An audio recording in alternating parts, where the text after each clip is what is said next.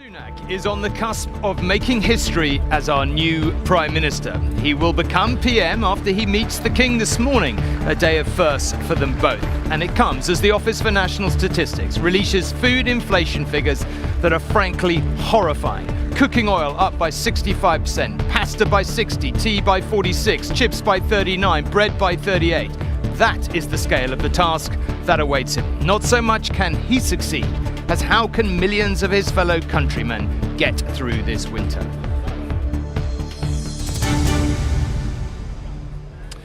Good morning from Downing Street, where we are live with this special programme as Rishi Sunak sweeps into power and into number 10. Today he will officially become Prime Minister when he visits King Charles and asks for permission to form a government. He will be the youngest PM in modern history and the first of South Asian heritage. It will be the first time in his reign the new monarch has overseen a change of Prime Minister, and at this rate he will rack them up with dizzying frequency. The changeover will begin with Liz Truss offering her resignation to the King after the shortest premiership in British history, the kind of mark on the world that cannot possibly have featured in even her worst fears of her time in office. We will bring you all those events live as they unfold this morning.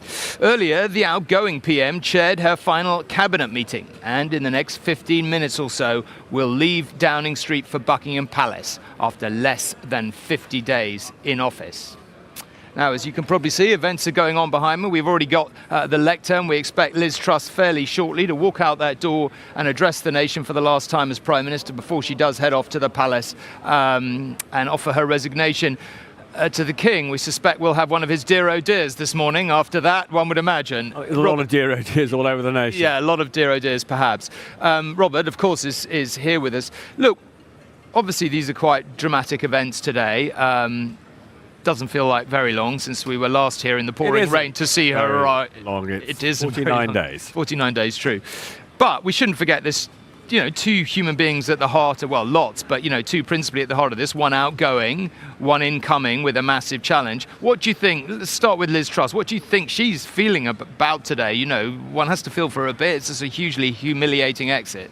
Look, I have an enormous amount of sympathy for her. We've never actually seen a period in office characterised by so much chaos and failure. She's an ambitious person, and this is her one shot. She's blown it, and so you've just got to feel quite sad for her on a personal level. Although, of course, there are, I think, millions of people who also feel very angry, because she has done things with that mini budget that is going to make life tougher for millions of people, because in the coming days we are going to see cuts to public services that all of us rely on, and those on lowest incomes rely on them most. And she knows that she's failed the British people. I'd be fascinated to see what tone she strikes when she comes out in just a few minutes for her farewell remarks as Prime Minister. But I think, if you've got remotely any sort of human decency, you're going to be feeling pretty sorry for her today.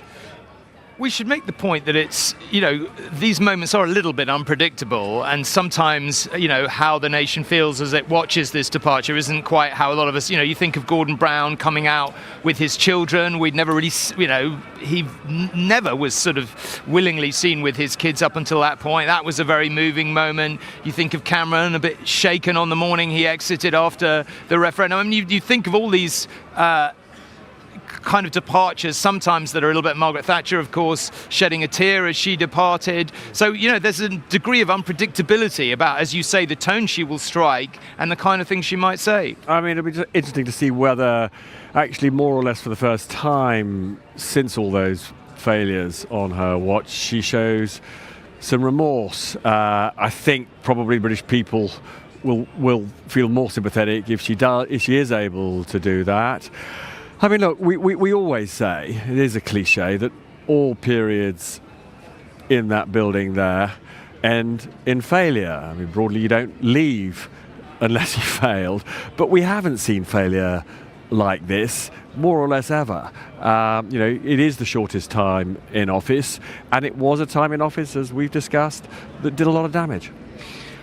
Let's move on to talk about the man who's coming in, making history in his own way, Rishi Sunak, this morning. I mean, we talked about the ONS figures on inflation. I mean, I don't know how you would describe those this morning as anything other than, frankly, horrifying for millions of people sitting at home wondering how they're going to, put the bread on. Being squeezed in a remorseless way. What do you think he himself is feeling? He's always wanted this job. I get that, but the scale of the challenges are, almost unprecedented for an incoming Prime Minister. I mean, look, you could see when he gave his first address yesterday in that frankly weird television, it was only a couple of minutes, but television address to the nation. He's under pressure. He was not relaxed, and you can understand that. The scale of challenges, inheriting that economic mess, big 40 billion hole in the public sector balance sheet, which is going to require him to do in his first days some very unpopular things. Cut public services, put up taxes. We're going to get the detail of that in less than a week. But then he's got so many other challenges. His party is split over how to stop all those people risking their lives crossing the channel to seek asylum. His party is split on how to remove that border in the middle of the Irish Sea between Great Britain and Northern Ireland that was caused by Brexit. His party is split on whether we should ease restrictions on immigration to fill all those job shortages in the UK, job shortages that are contributing to the inflation that we've been talking about this morning that is doing so much damage to people's living standards. And he has got a party that is deeply split, both in terms of ideology, but also they are still split over the circumstances of the removal of Boris Johnson as Prime Minister. And we are still seeing Boris Johnson loyalists like Nadine Dorries criticising people like Rishi Sunak for throwing out their hero. So his task in uniting his party is enormously challenging. We will get the first sense later on today, mid to late afternoon, of how he's going to try and unite his party and whether indeed he's going to succeed when he tells us who's going to be in his cabinet. I understand that unlike Liz Truss, who only appointed those she thought were loyal to her to the cabinet, most would say that was a desperate mistake because it made her vulnerable to sniping from those kept out of the cabinet. Unlike her, I understand that he will try to make appointments representing all wings of his party, but he's also got to appoint the best people for the job in these very challenging times. So, very difficult cabinet to form, and underneath all of this, the biggest challenge of all at the moment, which is stopping his party tearing itself apart. Okay, Robert, we will have you here all morning, so we'll no doubt continue that discussion. Look, if you can see behind me, as I said, the lectern, we expect Liz Truss to come out pretty shortly, really, in 5, 6, 7 minutes or so, give, as Robert was saying, that last address, the last chance, really, to put a final full stop on her premiership. Very interesting to see what kind of tone she will strike. Will she be penitent? Will she be remorseful? I think even on the kindest analysis, her time in office was not only the shortest, but arguably the worst in British history, and that's saying something because there have been some terrible prime ministers, and historians have spent a lot of the last week debating whether it really is the worst, but nevertheless, it's quite a moment. Interesting to see what tone she will strike. She goes then to the palace, then Rishi Sunak goes to the palace, he comes back, he addresses us. Of course, equally interesting to see what tone he strikes, and then of course he gets on with the business of government and appointing his cabinet. Now, Paul Brand is our UK editor, is at Buckingham Palace. Of course, Paul, this is a critical moment. A Prime Minister going to resign, a new one coming. Talk us through it.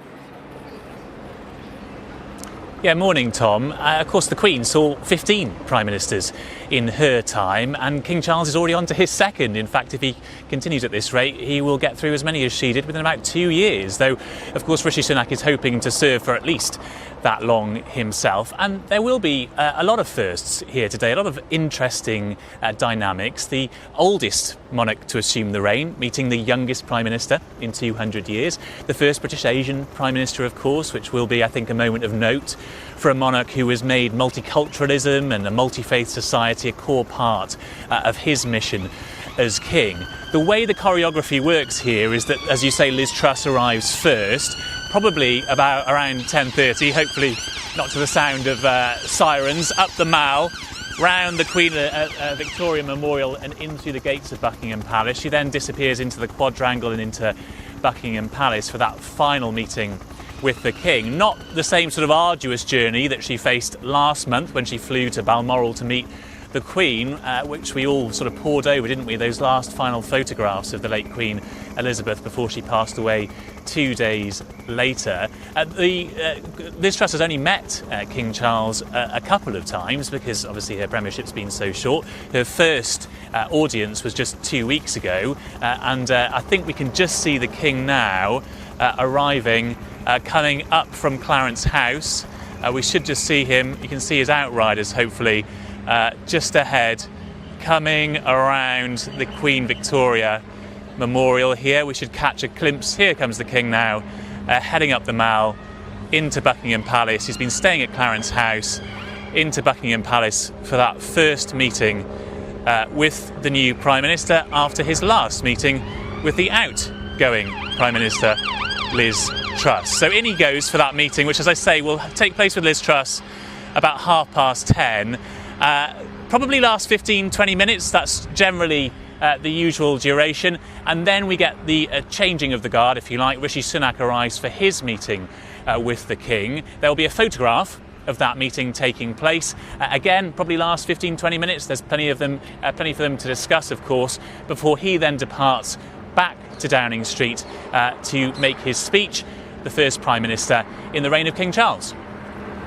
Okay, Paul, I just want to pick up on one thing there, but just while I'm speaking, you can probably see that behind me, members of the Downing Street staff have come out, standing on the pavement, waiting for their Prime Minister to come out and stand at the lectern and make her farewell address. And of course, as soon as she does that, we will cut away and go to it. But Paul, can I just pick up on one thing you were saying there? I mean, when the Queen very sadly died and King Charles became king, we talked about the way in which nothing could really prepare you for this job and its many complexities, and one of them is what you discuss with a Prime Minister every week. You know, we've heard many Prime Ministers saying how important that relationship is. It's a source of solace. It's a lot of people, Prime Ministers, say it's the only conversation they ever had in a week they could be sure wasn't going to be leaked.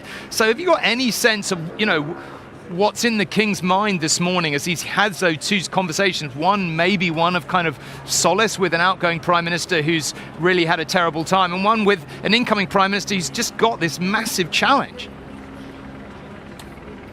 Yeah, and this is another first for King Charles, of course, the first Prime Minister that he's appointed, because Liz Truss had been in post for a couple of days by the time that he became king. I mean, I suspect there'll be an interesting dynamic between Rishi Sunak and King Charles, given, as I say, that King Charles has put multiculturalism at the heart of his reign. I think he will note the fact that Rishi Sunak is the first British Asian Prime Minister. A huge age gap between them, though, 31 years between them. So apart from that, maybe they don't have a huge amount in common in terms of their experience in life. But I think King Charles really will want to express some sympathy for Liz Truss, and I had wondered whether the two of them, Liz Truss and King Charles, might have had an interesting dynamic, given that they both started in the same week, and of course he's already losing that first premier in his reign. Rishi Sunak now, in some ways, has sort of King Charles has sort of the upper hand, I suppose, because he now is the incumbent, and Rishi Sunak is the new Prime Minister. So a slightly different dynamic between the two of them, but we never know what they discuss, of course, in these audiences. All we will get today is that one still photograph of the pair meeting.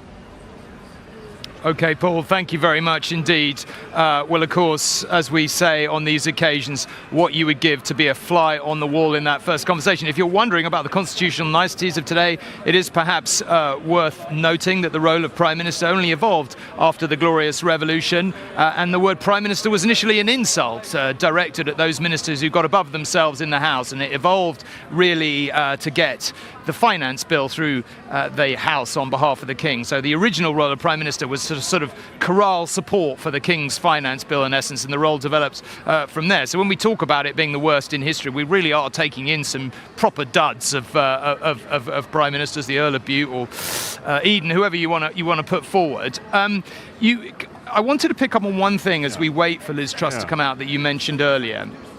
You talked about this. We talked about the inflation figures at the top. You then talked about this big £40 billion, black hole that needs to be filled in the public finances. Now, a lot of people watching this who are already worried about inflation for food, or already worried about how they're going to pay their energy bills, are thinking, probably, well, what on earth is next? What else are we going to have to cope with? Do you have any sense of where he's going to go to fill this hole? So the honest truth is no, because this was such a shock to the system here, Treasury and Downing Street, because Kwasi Kwarteng did this incredibly foolish thing of not allowing the Office of Budget Responsibility, which is in a sense the auditor of the government's books, which is supposed to advise chancellors on what the outlook is for the deficit and the debt. He refused to use them, and he only appointed them after Kwasi Kwarteng and his trust made that catastrophic mistake of cutting taxes without knowing where the money was coming from. That led to a very significant rise in market interest rates. That, of course, meant that the amount the government has to borrow went up. That increased the size of the deficit. And when the OBR were eventually invited in, they looked at the books and they then discovered that the hole there was about 72, 73 billion. 30 billion plus of that has already been filled by reversing 3/4 of the mini budget, not all of it. But now they're literally trailing through it. They're literally combing through every department's books, looking to see if there's any expenditure that looks anything other than essential. But we all know, if you talk to civil servants, whether you talk to ministers, in health, in education, in justice, in the Home Office, they all say money is tight anyway. And of course money is tight because, like us at home, they are also suffering from inflation, right? Yeah. And so actually finding these savings is extraordinarily difficult. There are rumours, for example, on the tax raising side, that maybe they will do more. They've already got a windfall tax. They pretended they didn't, bizarrely, over the summer. They already had one. Rishi Sunak introduced them. But some would say the rate at which the tax is applied on oil companies, and it should also be applied to other generators, should be increased. That may be one source of revenue. We're being waved at because I think they're about it's literally about to come let's out. Stop for a moment, and just as we wait for her, yeah. let's take in a little bit of the atmosphere here. You can see the door is just ajar, about to come out. The lectern's up. The Downing Street staff are just behind me over there. You probably can't see off to our left here. The Prime Ministerial convoy is waiting, so we expect the Prime Minister to come out to make her address. Robert and I will obviously duck very fast, and then she will shoot off down the street for the very short journey to Buckingham Palace. You can also probably just about hear some slightly strange music, which is bizarrely comes from the other side of the Treasury and then bounces off the wall of Downing Street. Now, we're being asked to get out the way by everyone who's waving at us, so we're going to sink down, and here she comes.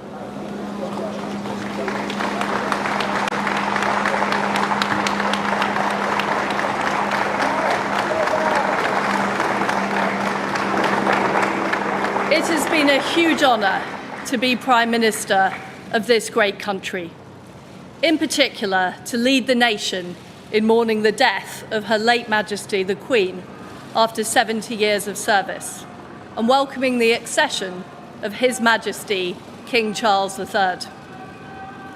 In just a short period, this government has acted urgently and decisively on the side of hard-working families and businesses. We reversed the national insurance increase. We helped millions of households with their energy bills and helped thousands of businesses avoid bankruptcy.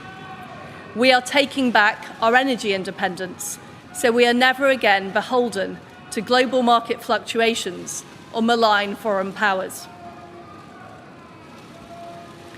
From my time as Prime Minister, I am more convinced than ever that we need to be bold and confront the challenges that we face. As the Roman philosopher Seneca wrote, it's not because things are difficult that we do not dare. It's because we do not dare that they are difficult. We simply cannot afford to be a low-growth country where the government takes up an increasing share of our national wealth and where there are huge divides between different parts of our country. We need to take advantage of our Brexit freedoms to do things differently. This means delivering more freedom for our own citizens and restoring power to democratic institutions. It means lower taxes so people can keep more of the money that they earn. And it means delivering growth that will lead to more job security, higher wages, and greater opportunities for our children and grandchildren. Democracies must be able to deliver for their own people. We must be able to outcompete autocratic regimes where power lies in the hands of a few. And now more than ever, we must support Ukraine in their brave fight against Putin's aggression. Ukraine must prevail, and we must continue to strengthen our nation's defences.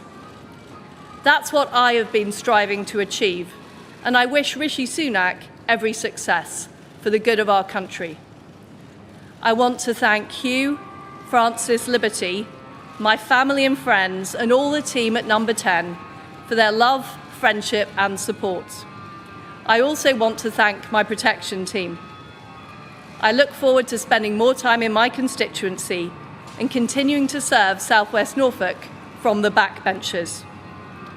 Our country continues to battle through a storm. But I believe in Britain.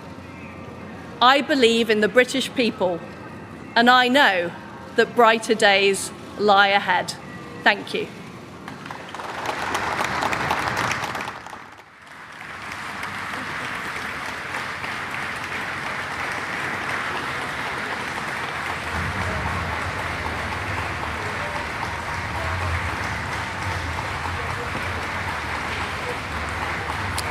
Well, there we have Liz Truss. We discussed what she would say. She's just climbing into the Prime Ministerial Range Rover and about to sweep out of Downing Street on her way to Buckingham Palace. We talked about what kind of tone she was going to strike, and for political geeks like Robert and I, that was fascinating. No apology, no remorse, no regret. She was right in her prognosis for the British state, and she was continuing to make the argument she made as she stood for leader, really. No reference to what went wrong at all, certainly no reference to the potential extra costs she's imposed on people as a result of the mini budget, as Robert was discussing. Well, Robert, you're right here. What did you make of that? So it was rather extraordinary. She said we need to be bold and confront the challenges we meet. We cannot afford to be a low-growth country. We need to take advantage of Brexit freedoms. It means lower taxes. These are all the things she said during her election campaign. She said them again when she became Prime Minister. She failed to execute any of this. And I was just staggered, as you say, I think we can probably stand up now. That there was stand literally up and have this discussion in plain view. But it was literally extraordinary Yeah. that, there was no hint of remorse, no apology to the nation for the chaos she caused.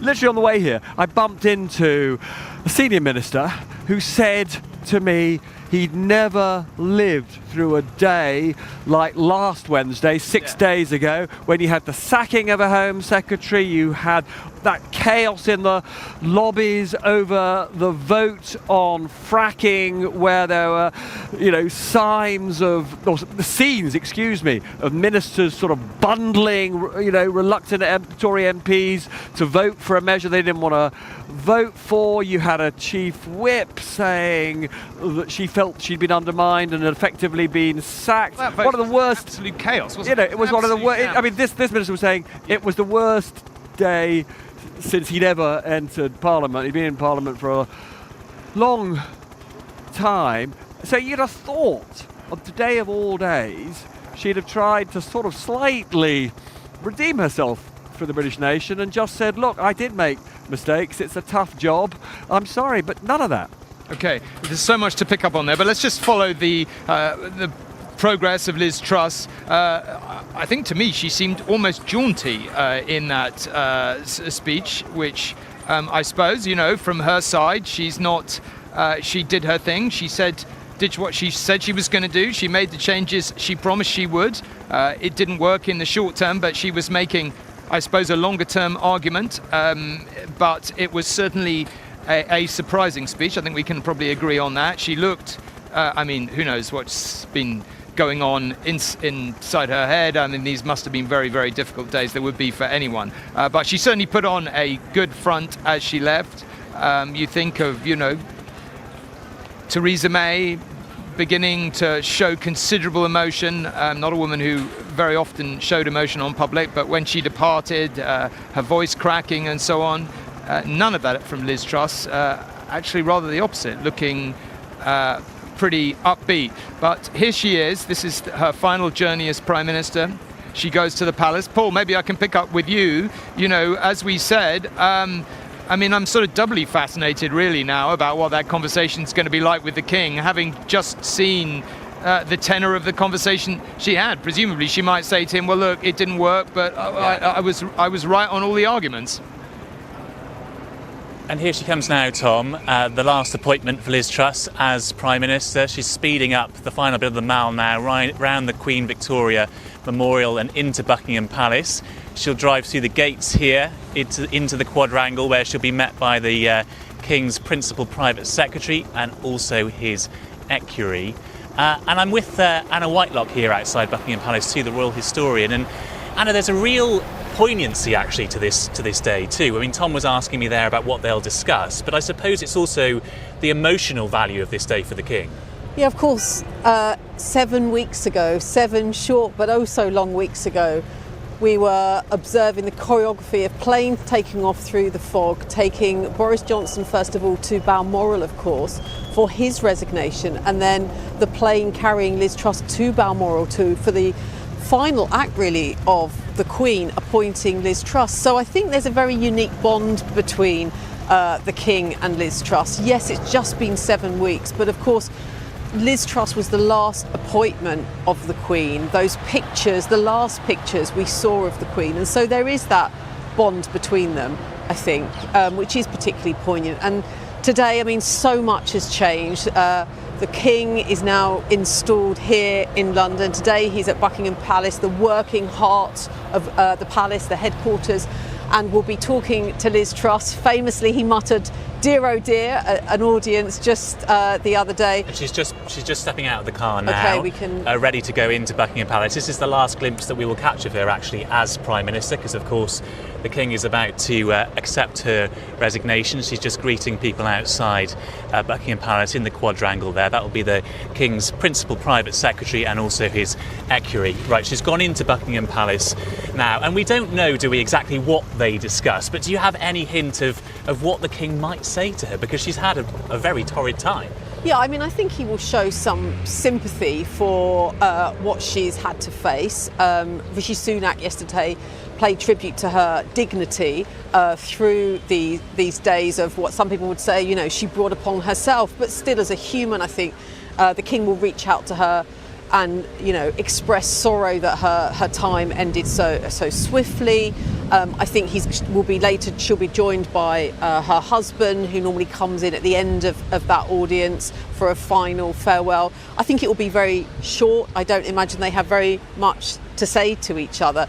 And such is the kind of brutal turn of prime ministers, that she arrives as Prime Minister, she'll leave as a backbencher, and of course her time after just 7 weeks will be over, and Rishi Sunak will arrive for his appointment as Prime Minister. And apart from the sort of emotional value attached to this moment because of the passing of his mother just 2 days after Liz Truss became Prime Minister, it's also a big moment for King Charles in terms of a first for him, isn't it? The first Prime Minister that he has accepted the resignation of, and then later the first Prime Minister that he will appoint. Yeah, exactly. I mean, it's his first act, as it were, within the constitutional monarchy that we have, appointing a Prime Minister. I think I was reflecting on my way here that the Queen's first Prime Minister, of course, was Winston Churchill. And when he resigned, she wrote a handwritten letter saying, really acknowledging the special place that he would always hold for her. She said, no one's ever going to replace you, my first Prime Minister, and the sort of support that you've shown me and my husband. I mean, there has clearly not been long enough for any such affectionate relationship to have been established by Liz Truss and King Charles. So I think it's going to be more pleasantries, and I suspect it will be over very quickly. From Winston Churchill to Liz Truss, it's a slight variation in premierships, but let's hand back to Tom now, who's in Downing Street while we await the conclusion of what will probably be a fairly short meeting here with the King. Okay, Paul, thank you very much. A nice run through of the kind of historical niceties and reflections there as well from Anna. Robert, look, can we come back? Not to get too into the weeds of the politics, but for those who were perhaps slightly bemused by that speech, you know, they perhaps were labouring under the assumption that Liz Truss's policy prescription had been a bit of a disaster with the mini budget and so on and so forth. Really, for those that don't follow it, this is a sort of big argument, isn't it? You know, on the one side, you have those who might look to Denmark and say the way to make society more equal, to make it fairer, is to just have high taxes, high levels of public service. And there are those like Liz Truss who say, look, that's never going to work for a country as big as Britain. You've got to get the rate of growth up. You've got to, you know, cut taxes and so on and so forth. I mean, that's her argument. Interesting that there's no, you know, retreat from it whatsoever. She's essentially saying the argument's as valid as it ever was, I just got the implementation wrong. Is that right? Well, she got the scale of the cuts wrong and the timing all wrong. I mean, look, there is a huge and important economic and political debate about the structure of the economy, whether you want the private sector to do more or the public sector to do more, whether you want people to keep more of their money or whether you want to take more from them to invest in public services. And that's the traditional, you know, traditionally, you know, the Tories say lower state spending, lower taxes, Labour higher state spending, higher taxes. These are the big choices. But for the Tory party, it became a hugely momentous sort of party-defining issue after we left the European Union. Because, you know, even the proponents of Brexit, most of them, not all, accepted that when you put up the cost, as we did with leaving the European Union, of trading with our biggest market, the European single market, that was going to have a significant impact on our growth and prosperity in the years that would follow. And that's happened. I mean, growth after we left the European Union has been extremely disappointing. And therefore, for the Tory party, in particular the Tory party that delivered Brexit, it's then incredibly important, to use the words that she used, to take advantage of so-called Brexit freedoms to get that growth rate up again. And that's what she felt was the imperative. Otherwise, Brexit, many people would say, well, what was the whole point of Brexit? All for nothing. So she was desperate to prove that, you know, she could make Brexit work. Even though she was a Remainer, she was sort of captured by the Brexit of the party. She was desperate to make Brexit work, which is why she slashed taxes. But she forgot one final thing on this. Literally the final thing. What she forgot, however, was that another vital ingredient in any country's prosperity is the rate at which international investors are prepared to lend to you as a country. Right? And the mistake she made was by cutting taxes when inflation was going up and when the debt was already high. Those investors at that point decided that she was being reckless. They could no longer trust her and the Treasury as stewards of the public finances. They pushed up the cost for the UK of how much we borrow, and they completely wiped out any benefit we might have got from lower taxes. We're about to go to Romilly, who's got Ian Duncan-Smith with, which is pertinent to this. But before we do, I just want to talk to you about, pick up on one point about that. Yeah. Okay, so that's the argument. You know, Brexit gave us these freedoms. She wanted to exercise them and all the rest of it. It obviously blew up.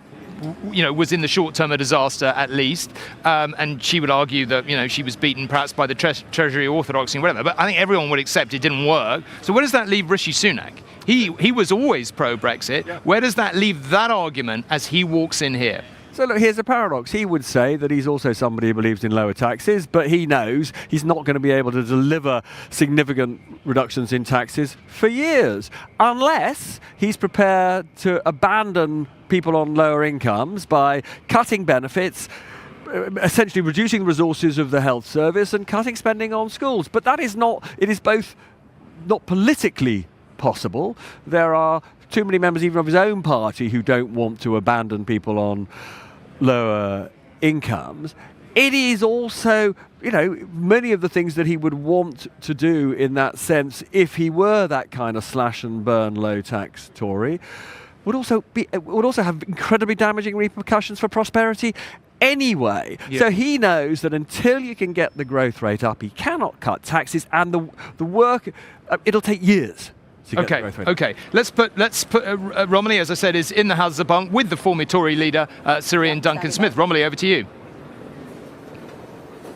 Well, yes, I do have Ian Duncan Smith with me, a former Liz Truss supporter, late convert to Rishi Sunak, so on the day that Rishi Sunak is forming his cabinet, an interesting person to talk to.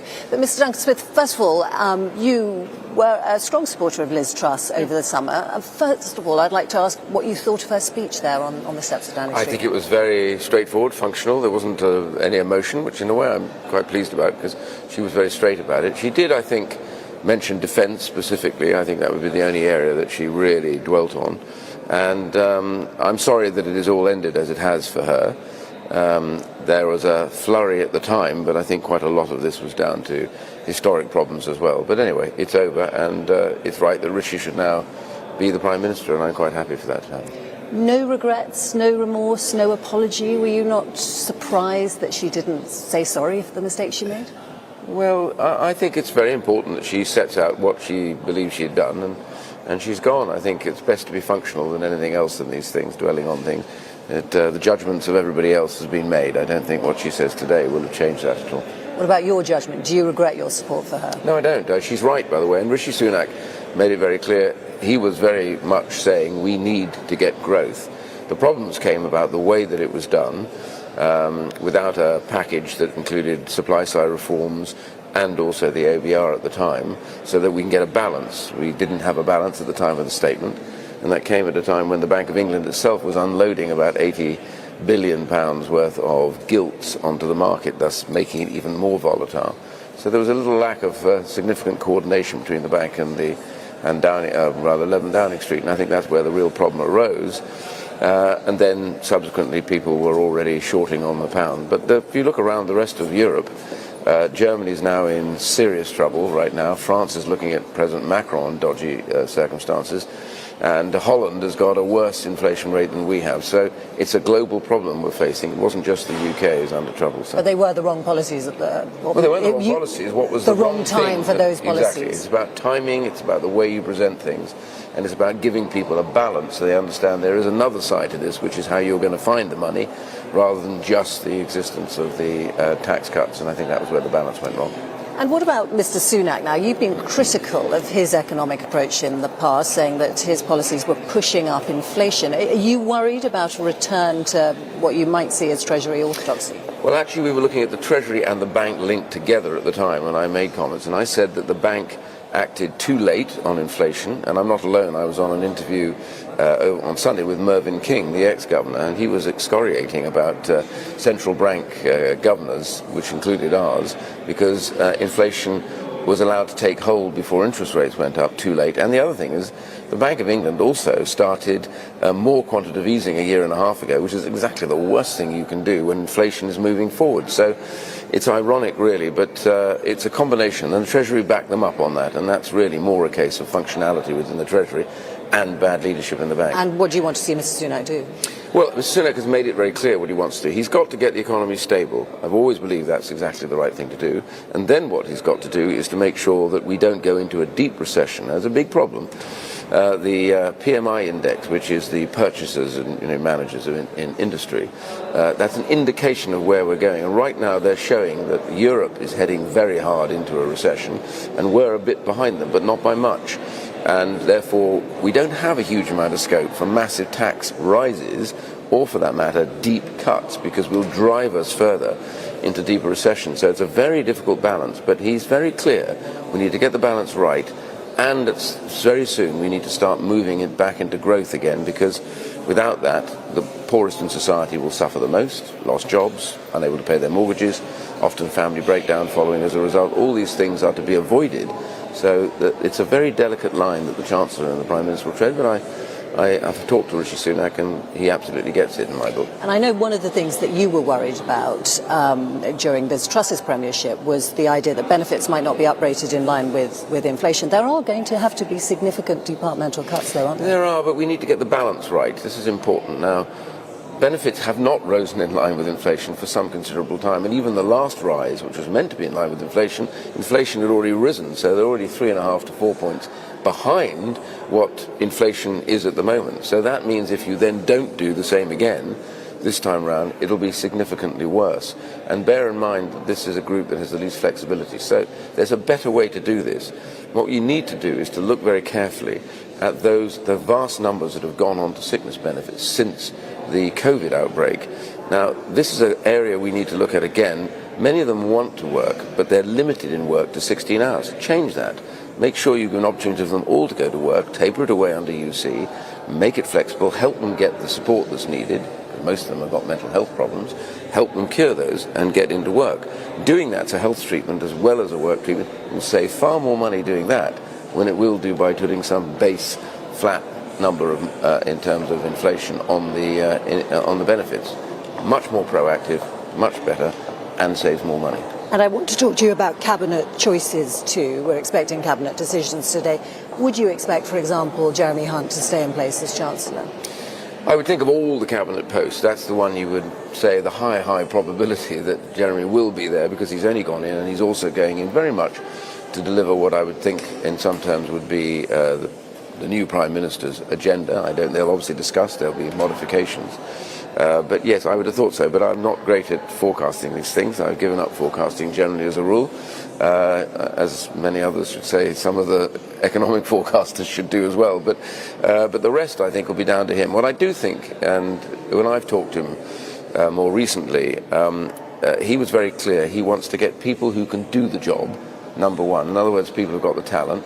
And he's also said he needs to get people who have experience, a balance of experience and new blood coming in rather than just new blood. And I think that balance is important in every government. And I think if he gets that right, talented people, some experience, some who are really ready to do the job for the first time, that balance will be important for him to keep both energy but also a sense that sometimes you can't do things because it doesn't work.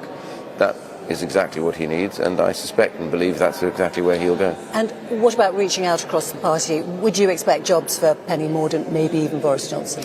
I don't know about Boris, because he may not want to have a job at this particular stage, but obviously it's up to Rishi Sunak. I'm sure he'll offer jobs to a wide range of people, but as I say, I think the criteria is not go looking for ways to classify one group or the other. That's not how you should do it. What you want to do is to say, who has the talent?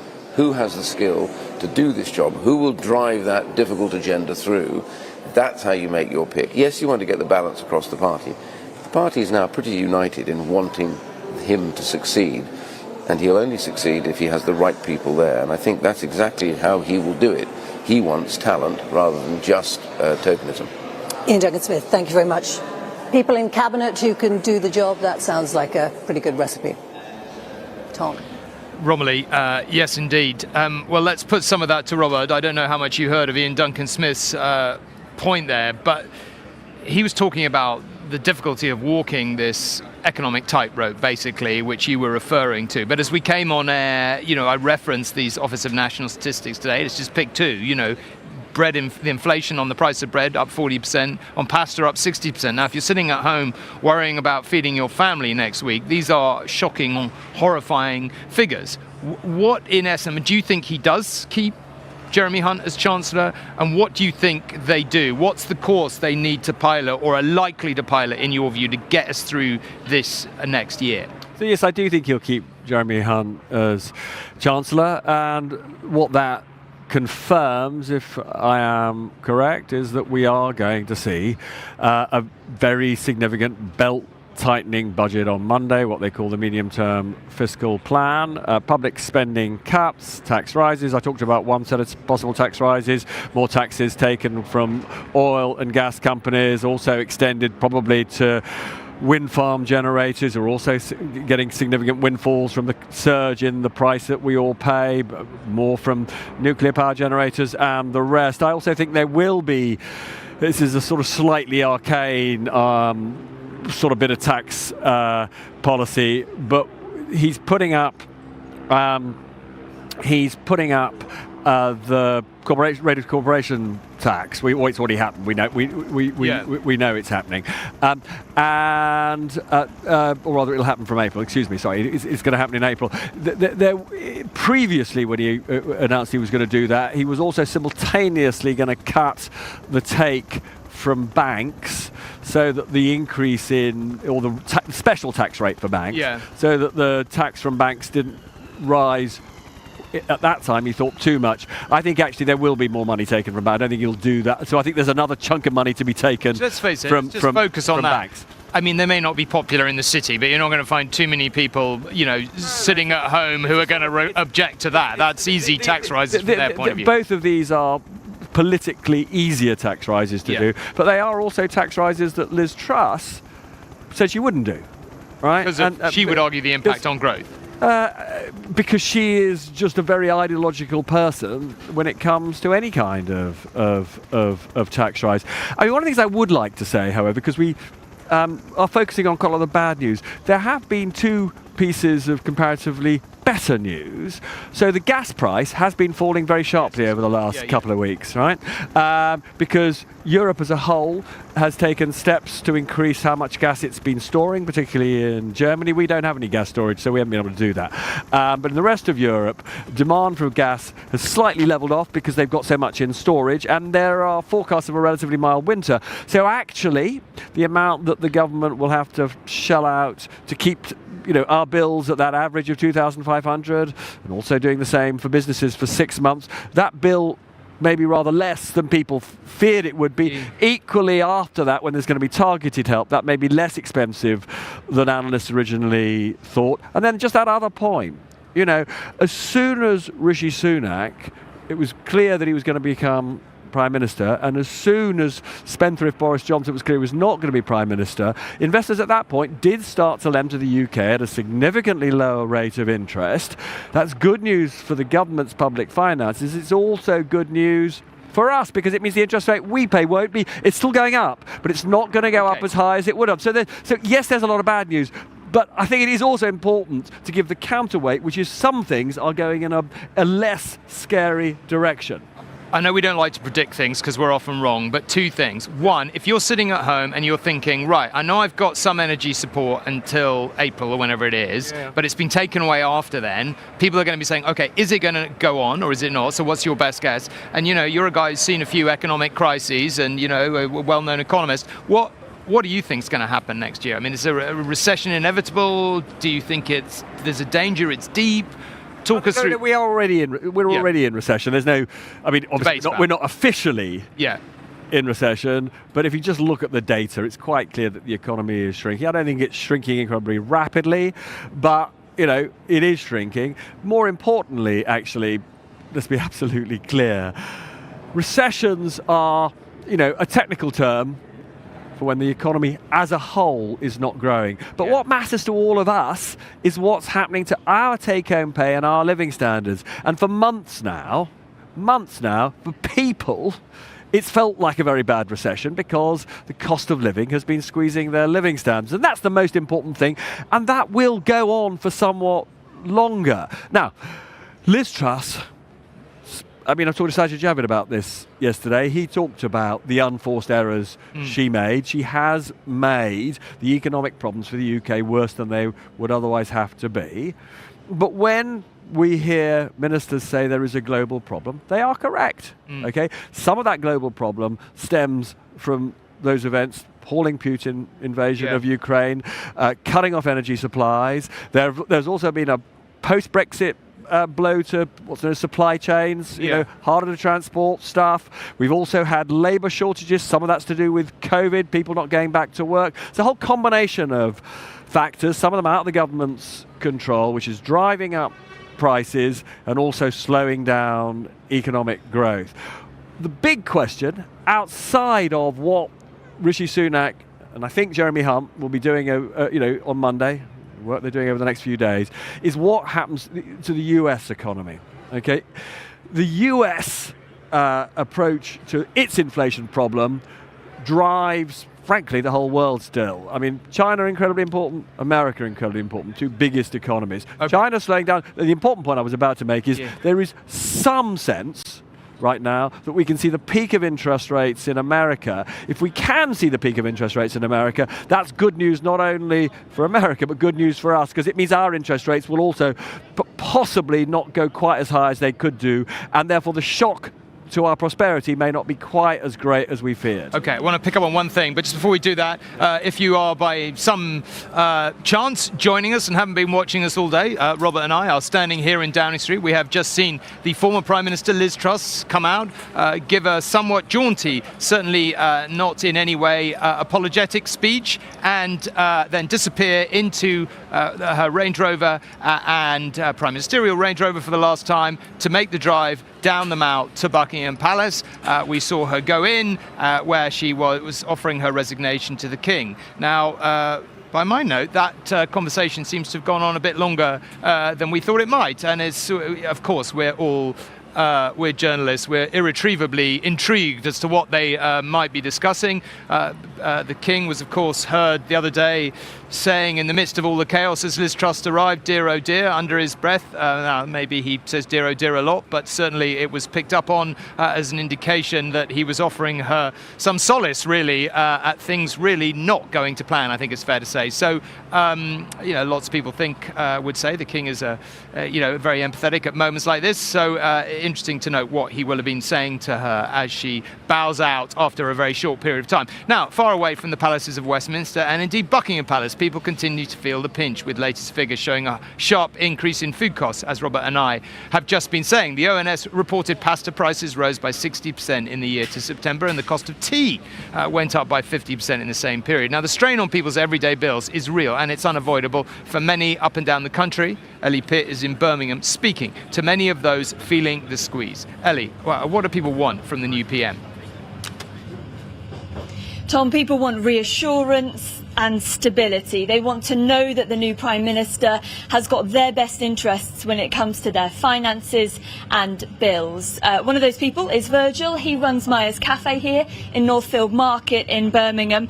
And Virgil, how have you reacted? How have you been feeling about the fact that Rishi Sunak is the new Prime Minister?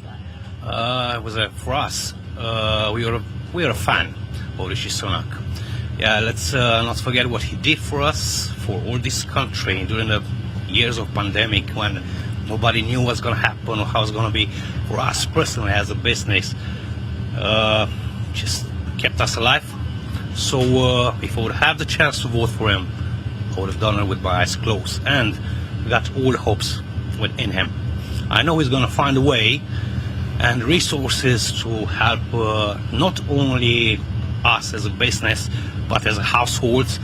It's just everybody in this country is suffering because of increases of prices. The bills are tripled just overnight. The rates of mortgages just exploded, and that's not just us, because we are depending on people if they don't have any money to spend, so we have to close. So, but yes, I'm very confident, and I will. You'll support him? Yes. What do you want to see from him? What action do you want him to take now to help you? Our first and the biggest impact as a business was the bills. That was the biggest one, and since I've ever seen, since I am a business owner, just the gas and electric tripled overnight, and that says everything. So if he can do something about that, I don't know how. I'm sure he's going to find a way, because he's a very smart man. he's an economist. Let's start from there. What are your biggest concerns going into winter? As I said, gas and electric. If, as I said, they tripled within a month, so we'll have to triple the prices just to survive, which I doubt that the people or our customers, they're going to be happy. They're not going to be happy. So in the end, we're going to lose. We're going to lose what we achieved in years and years and years of work, hard work. And yeah, what would the real consequences be of not having that support if Rishi doesn't come up with a plan? I think within let's say 3-4 months, we're going to close. Simple as that. It's simple. It's very hard to say because we were really hard for this, but it is the truth. It is the truth. But you're confident that Rishi Sunak can help you through this. Fantastic. Thank you very much, Virgil. Well, some hope at least that Rishi Sunak as Prime Minister, and given his experience in the Treasury, can help people and businesses through a tough winter ahead. Okay, Ellie, thank you very much. Well, Liz Truss is still in Buckingham Palace, so far as we know, unless she's found a back way out, still having her final audience with the King, and we expect Rishi Sunak, the new Prime Minister, to leave fairly soon to make his own way down the Mall for his own first audience with the King. I don't actually know whether King Charles and Rishi Sunak have met before. Presumably they have at some point. I'm sure they must have done. Look, I guess my impression of Rishi Sunak would be kind of thoughtful, very considered. What's your impression of him, as we build up to him leaving and this enormous moment for him? He's waited his whole life for to become Prime Minister. What's your impression of him as a man? He is very thoughtful and serious, and those who work with him say that he is diligent. He isn't an instinctive politician. There have been plenty of times in the last couple of years where a Boris Johnson, who is an instinctive politician, would have reacted to certain events rather differently from him. And we sort of saw that yesterday, and as I say, that rather slightly stilted address. It wasn't natural. I think he is, when it comes certainly to his public image, quite cautious, but he's hired a bunch of specialists who sort of know about this stuff. That's sort of typical of the man, that if he doesn't know about it, he'll hire in somebody who is a sort of an acknowledged expert in that sense. I mean, the other things to point out about him is he is the wealthiest Prime Minister. There may have been, we'd have to go back to the 19th century again, there probably was one or two immensely wealthy Prime Ministers back in the 19th century, but he is certainly the most wealthy Prime Minister of modern times. He made a bit of money himself in the city. He worked for a hedge fund. But the big money comes from his wife, Akshata. She is the daughter of the billionaire Narayana Murthy, founder of the Indian tech giant Infosys. Got a huge estate in the north of England. They spend a lot of time in America. There's controversy attached to all of that, of course, because of the non-dom status of his wife. She now does pay tax in the UK, although we don't really, we believe she's still technically a non-dom. She just doesn't exercise the right not to pay tax here. She's now paying tax here, we understand. So again, that's the sort of bit of a first for a Prime Minister to, have a spouse who is perfectly legally avoiding tax here. It was a very bad look for a Chancellor, it has to be said. So a different kind of Prime Minister, and there are two other really important things about him, which we haven't talked about this morning, which is slightly surprising. One is, he is the first non-white to become Prime Minister, and many people think that's an amazing, really positive thing to be said for our democracy. I interviewed on my programme last night Sajid Javid, who was, I think the first non-white. He was the first non-white Chancellor. Right? Yeah. And I mean, he just said this proves that we are the most successful multiracial, multicultural democracy in the world. And actually, it's quite hard, actually, if you just measure it in terms of non-white people getting the top. As a country, we do pretty well. And actually, the Tory party does remarkably well. Labour does less well. They've never yet had even a woman as their leader. It's always a white man. So the Tories get a lot of criticism for not being progressive in economic sense from lots of quarters, but they have a record of diversity when it comes to those top jobs. And one final thing, he's 42, the youngest Prime Minister since 1812. Outrageous, 42.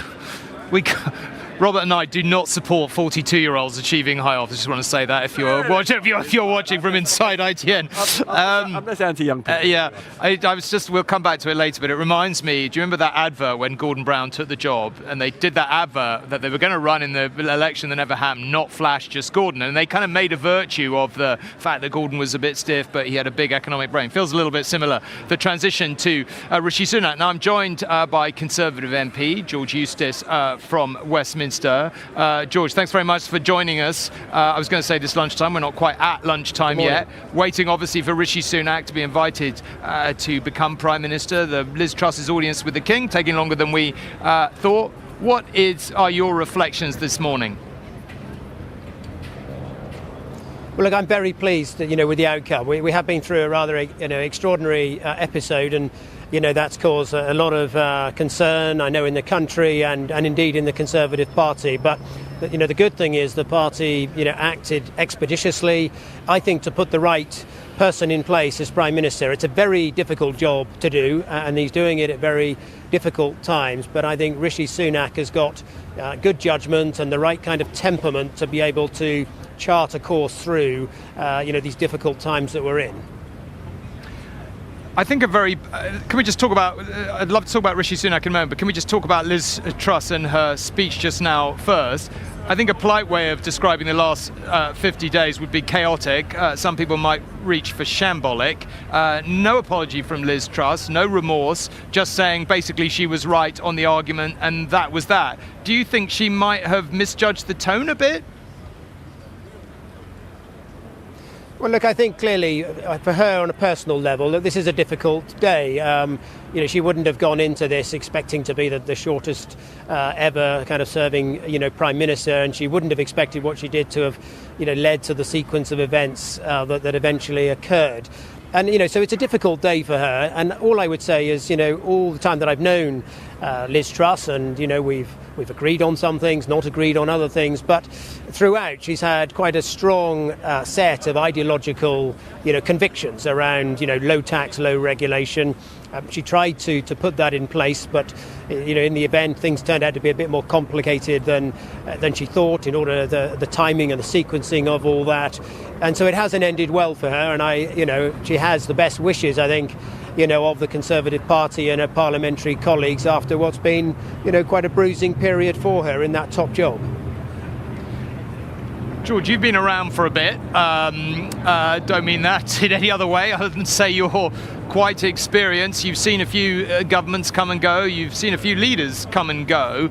Rishi Sunak has a daunting intro. We've been talking about that all this morning. We've had those inflation figures today, frankly horrifying in terms of people trying to get through this winter and all the rest of it. I think I would also politely say you could not describe the Conservative Party's record over the last few months, indeed over the last year, as being one of unity. You're desperately going to need to unify behind a leader now, aren't you, if he's to get through any of the tough measures he will need to. Are you going to be able to do that? Yes, we absolutely need to. And yes, I think the Conservative Party recognises that. But the key thing is they will only unite behind a leader that leads in the right way, if you like. And I think perhaps the problem we've had in recent years is Prime Ministers have almost approached the role in a sort of presidential fashion, as though they have some sort of personal mandate and they're forming an administration. That's just not how our constitution is designed. So a good Prime Minister will choose a cabinet that is broad and reflects different levels of expertise, but crucially as well, different strands of opinion within the parliamentary party. And then that Prime Minister should invest the time and effort to carry their cabinet with them, because if they invest the time to persuade their cabinet of what they're doing and make compromises to carry a cabinet with them, they'll find it much easier to carry Parliament with them, because cabinet will carry that load for them. And I think the big problem we've had in recent years is, Prime Ministers have chosen cabinets that don't reflect the parliamentary party and probably haven't engaged them as much as they should have done. And as a result, they've really very quickly run into problems with confidence in the parliamentary party. And I don't think Rishi will repeat that mistake. I think he gets how our constitution works and is designed. In America, the Republican Party has not moved beyond Donald Trump. Has the Conservative Party moved beyond Actually, George, I'm just going to come back to you later if I might, because Rishi Sunak, our new Prime Minister, or about to be our new Prime Minister, is leaving Admiralty House on Whitehall. He is going to have his audience with the King. We've not yet seen Liz Truss leave her audience. Maybe there'll be a few awkward moments outside, although I can't imagine the palace will have allowed that kind of choreography. But here we have Rishi Sunak, a man who has, like anyone coming into politics, perhaps dreamed of being Prime Minister. He's only actually been an MP 7 years. You have to pinch yourself every time you read or are reminded of that fact. But here he is, leaving Admiralty House on Whitehall, turning onto Whitehall and setting off for the short journey down the Mall and then in to see the King, his very first audience with the King, to be invited to form a government. If you're wondering, of course, why our constitution is structured that way, it is as a result of the various kind of complex and sometimes bloody elements of our past, the Civil War and then the Restoration and then the Glorious Revolution, which really began to set the tone for our constitutional monarchy. And then the role of Prime Minister evolved because the King needed a minister in Parliament who could get through the finance bill to keep the government functioning and so on and so forth. That's where the First Lord of the Treasury part of the title comes from. If you've ever wondered, as you read Prime Minister and First Lord of the Treasury, he was the King's minister, really, designed to get the King's finance bill through the House. Then eventually, with Walpole and his successors, the role of Prime Minister began to evolve.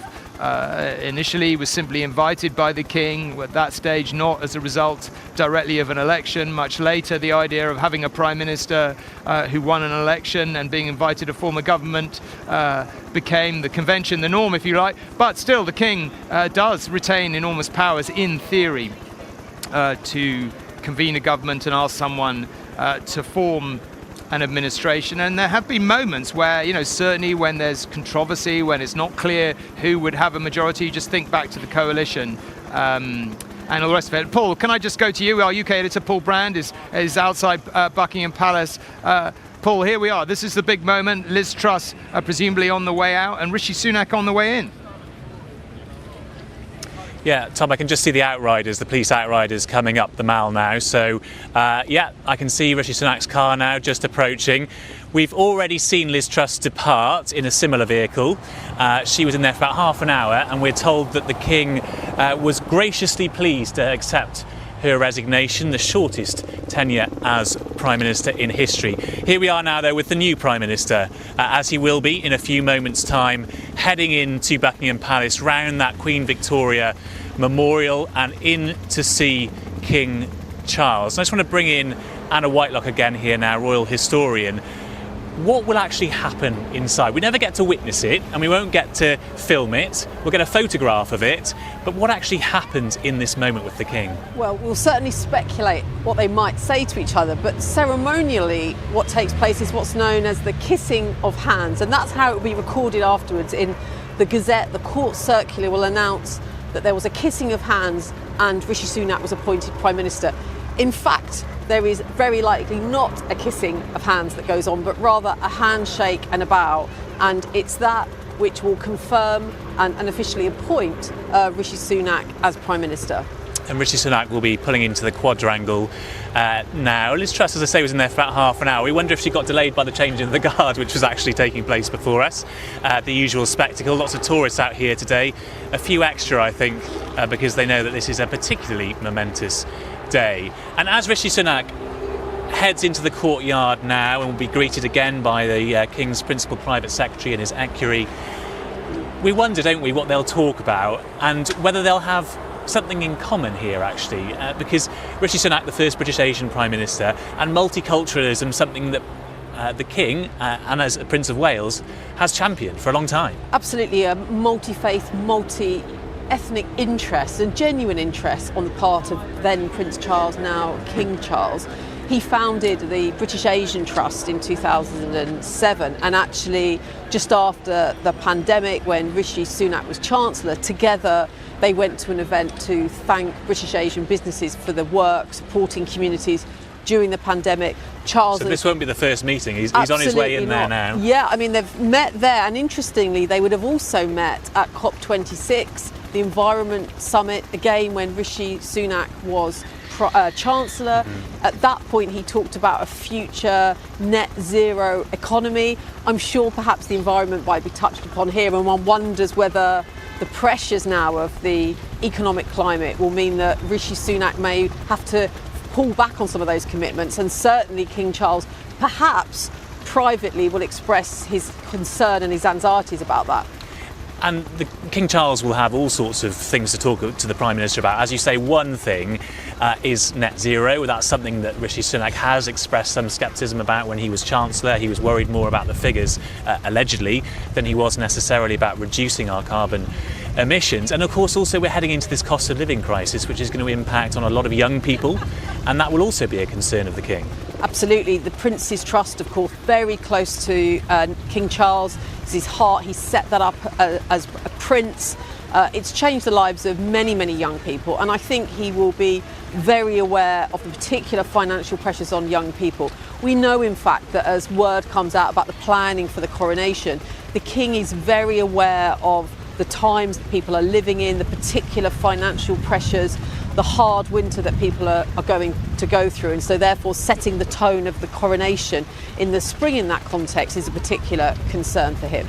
I think what's interesting is, as Charles, as King, committed to, stepping back from his public pronouncements on things in a way that he did as Prince, but of course these audiences are entirely private. Tony Blair once said, he knows that in those audiences with the Queen, he knows he could trust that they would never be leaked. And quite a precious confidentiality, isn't it, for Prime Ministers? Yeah, and so I think, and the constitutional role of the monarch now is to advise, is to warn, is to counsel. So, of course, that may very well be going on. But unlike the Queen, who had 15 Prime Ministers and could draw on that whole experience when greeting a new Prime Minister, this, for the King, is a first. It's his first Prime Minister. And as you say, I think it is significant that he's the first British Prime Minister of Prime Minister. We have, of course, a Muslim mayor at the moment. We actually have a Jewish Home Secretary, at least until Rishi Sunak reshuffles and appoints Grant Shapps. Exactly. So, in a sense, there's a real moment, I think, but that chimes with Charles's own particular interests and concerns about embracing and expressing the kind of multi-faith country that he now is king of. And this is a real moment for King Charles in constitutional terms too, because it's the first Prime Minister that he will appoint. And Liz Truss has been in there quite a while. 30 minutes is a bit longer than your average. Again, might have been the changing of the guard, but we suspect that perhaps King Charles, because this is his first round of doing this, is maybe taking his time with this moment. I think so. I mean, the Queen, of course, would be such a pro, in comes another one, out goes another one. Saying the platitudes that perhaps you say an outgoing Prime Minister. I mean, he wouldn't have known really what to say. He would have been sort of finding his feet. I mean, one wonders how many Prime Ministers he's going to see over the course of the next few years. But this will be the King, for the first time, greeting and appointing a Prime Minister, and of course setting the tone of their relationship. They have weekly audiences, normally on a Wednesday evening. There may be one tomorrow, there may not, they may wait until next week. Liz Truss, of course, only had a couple of those weekly audiences. And so I think the tone of the relationship between the two will be being established here. And I think it will be crucial because, much is made of the Tory infighting at the moment, who you can trust, who you can't.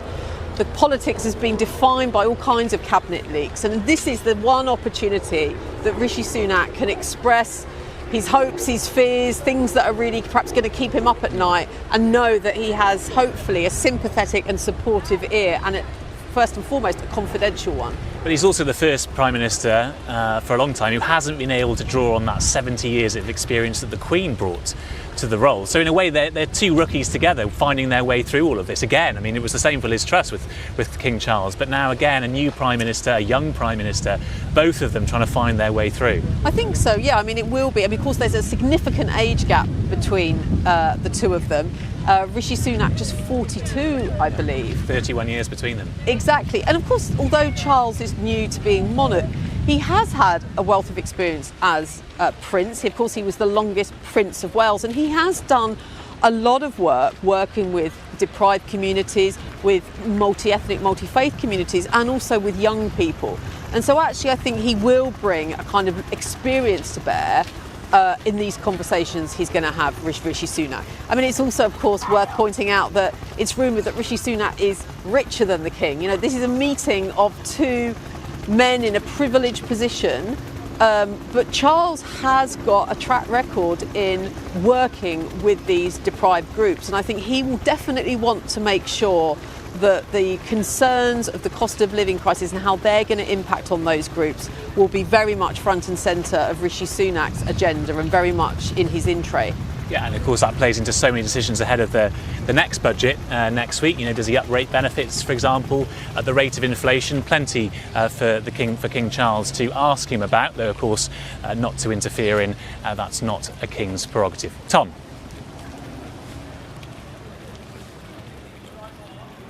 Well, as you can see, the podium is once again being put out behind me here. As Rishi Sunak, the Prime Minister, has that audience with the King. Must be fascinating on every level, really, not least for the King. Waited so many years for the top job, waiting, and suddenly here he is, King, in rather a tumultuous time, to put it mildly. The chaotic days of Liz Truss, and now, going into it with a new Prime Minister and perhaps thinking, right, well, the last one didn't go very well, we kind of need stability. Fascinating to note what kind of conversation. Paul, I don't know if you're still there. I don't know what your sort of reflections on that would be. This is just going to be such an interesting conversation, isn't it, really, between, the new King and the new Prime Minister, as Anna was just saying. Yeah, exactly. And we discussed this before with Liz Truss, didn't we? Particularly that they had potentially a special bond, King Charles and Liz Truss, because they both started extraordinarily in the same week. Of course, the Queen appointed Liz Truss and then passed away just 2 days later, and then King Charles assumed the throne. So those two were brand new at the same time, and then just 7 weeks later we now have a new Prime Minister. So in a way it may well be a similar dynamic. King Charles is appointing his first Prime Minister today. It's a first for him. Of course, it's a first for Rishi Sunak too. And so in that sense, the two of them may well be able to sort of feel their way through the months ahead together. But then equally on the flip side of that, Rishi Sunak, as Anna was saying, won't necessarily have the same wisdom to draw on that other Prime Ministers have benefited from. Even Liz Truss got to benefit in the first day of her premiership from the wisdom of the Queen, the final Premier to meet the Queen, of course. So, in that sense, Rishi Sunak isn't going to be able to have that strong shoulder to lean on, aside from the fact that, of course, King Charles has all that experience that comes with having been Prince of Wales for all those years, of having attended so many different conferences around the world, have been interested in so many different causes. So he does, of course, have life experience, but not necessarily experience as monarch. And so I think this will be a different dynamic. And the age difference, I think, personally, is quite interesting. The oldest monarch to assume the throne in Britain in history, and the youngest Prime Minister in 200 years. That is a different dynamic there. And so I think it'll be fascinating to see how this relationship plays out. All we get today, I told you this earlier, Tom, but all we get today is one still photograph. So we're not going to be able to pick up too much of their relationship from today's meetings, but certainly in the months and the years ahead, if Rishi Sunak does indeed outlast his predecessor, then this is going to be a relationship to really watch closely. I mean, I guess there's no way of knowing, but I assume that this is largely an exchange of pleasantries today. I'm assuming the new King, I mean, we've discussed all morning what an incredibly complex, difficult, challenging in-tray Rishi Sunak has got. I mean, immediately he's going to have to take an action immediately. We've got the fiscal statement and everything else that we've discussed ad infinitum. But I'm assuming the King isn't probably going to get into that today. No, when King Charles ascended to the throne, I think it was the day after the Queen died, he made a statement, didn't he? Remember, saying that he would rule as king in a different way to the way he'd carried out his role as Prince of Wales. And by association there, what he's saying, I suppose, is I'm not going to be as political, anywhere near as political as you can't be as a monarch. So I don't expect King Charles to sort of interfere here in policy, but I suppose he can't avoid the fact that he will have a natural interest in many of the big issues on Rishi Sunak's desk. We were talking about it with Anna earlier. The environment, of course, is a huge issue that King Charles has championed throughout his life. It is something that Rishi Sunak has been a little bit more sceptical about in terms of his mutterings at the Treasury. We gather that he was quite concerned about the economic cost of net zero, for example.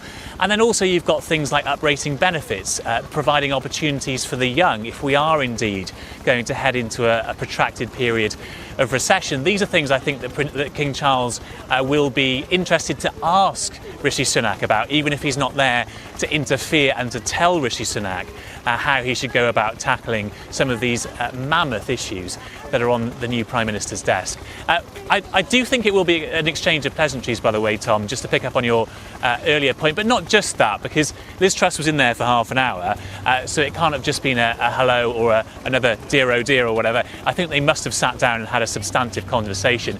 And King Charles, doing this for the first time, of course will be feeling his way through it and potentially, you know, not quite sort of savouring the moment, but marking the moment and not rushing himself through it. OK, Paul, thank you very much indeed. Well, Rishi Sunak about to leave Buckingham Palace. We are expecting, as you can see, let's just talk you through what you can see in the street here. The lectern has been put out. We have not seen anyone assemble. I guess as time wears on and Rishi Sunak, the new Prime Minister, approaches, we would expect the street to fill up with some of his staff, perhaps some of his supporters and MPs. That's normally what happens at both ends. So there is a bit of a community here to welcome him. He will come out, as I was discussing with Robert earlier, not really noted as a great public speaker. That's not his strength. And, you know, there is that parallel with Gordon Brown, perhaps, that transition of kind of wanting a leader. It was felt at the time who was a serious man for serious times. You might effectively make the same argument about Rishi Sunak. So we're not expecting the greatest speech of all time. But, you know, Liz Truss's speech was surprising in its tone. So it'll be interesting to see what tone he strikes. Let's go to Romilly Weeks, who is at the Houses of Parliament and is joined by the Conservative MP Simon Hoare. Romilly, over to you.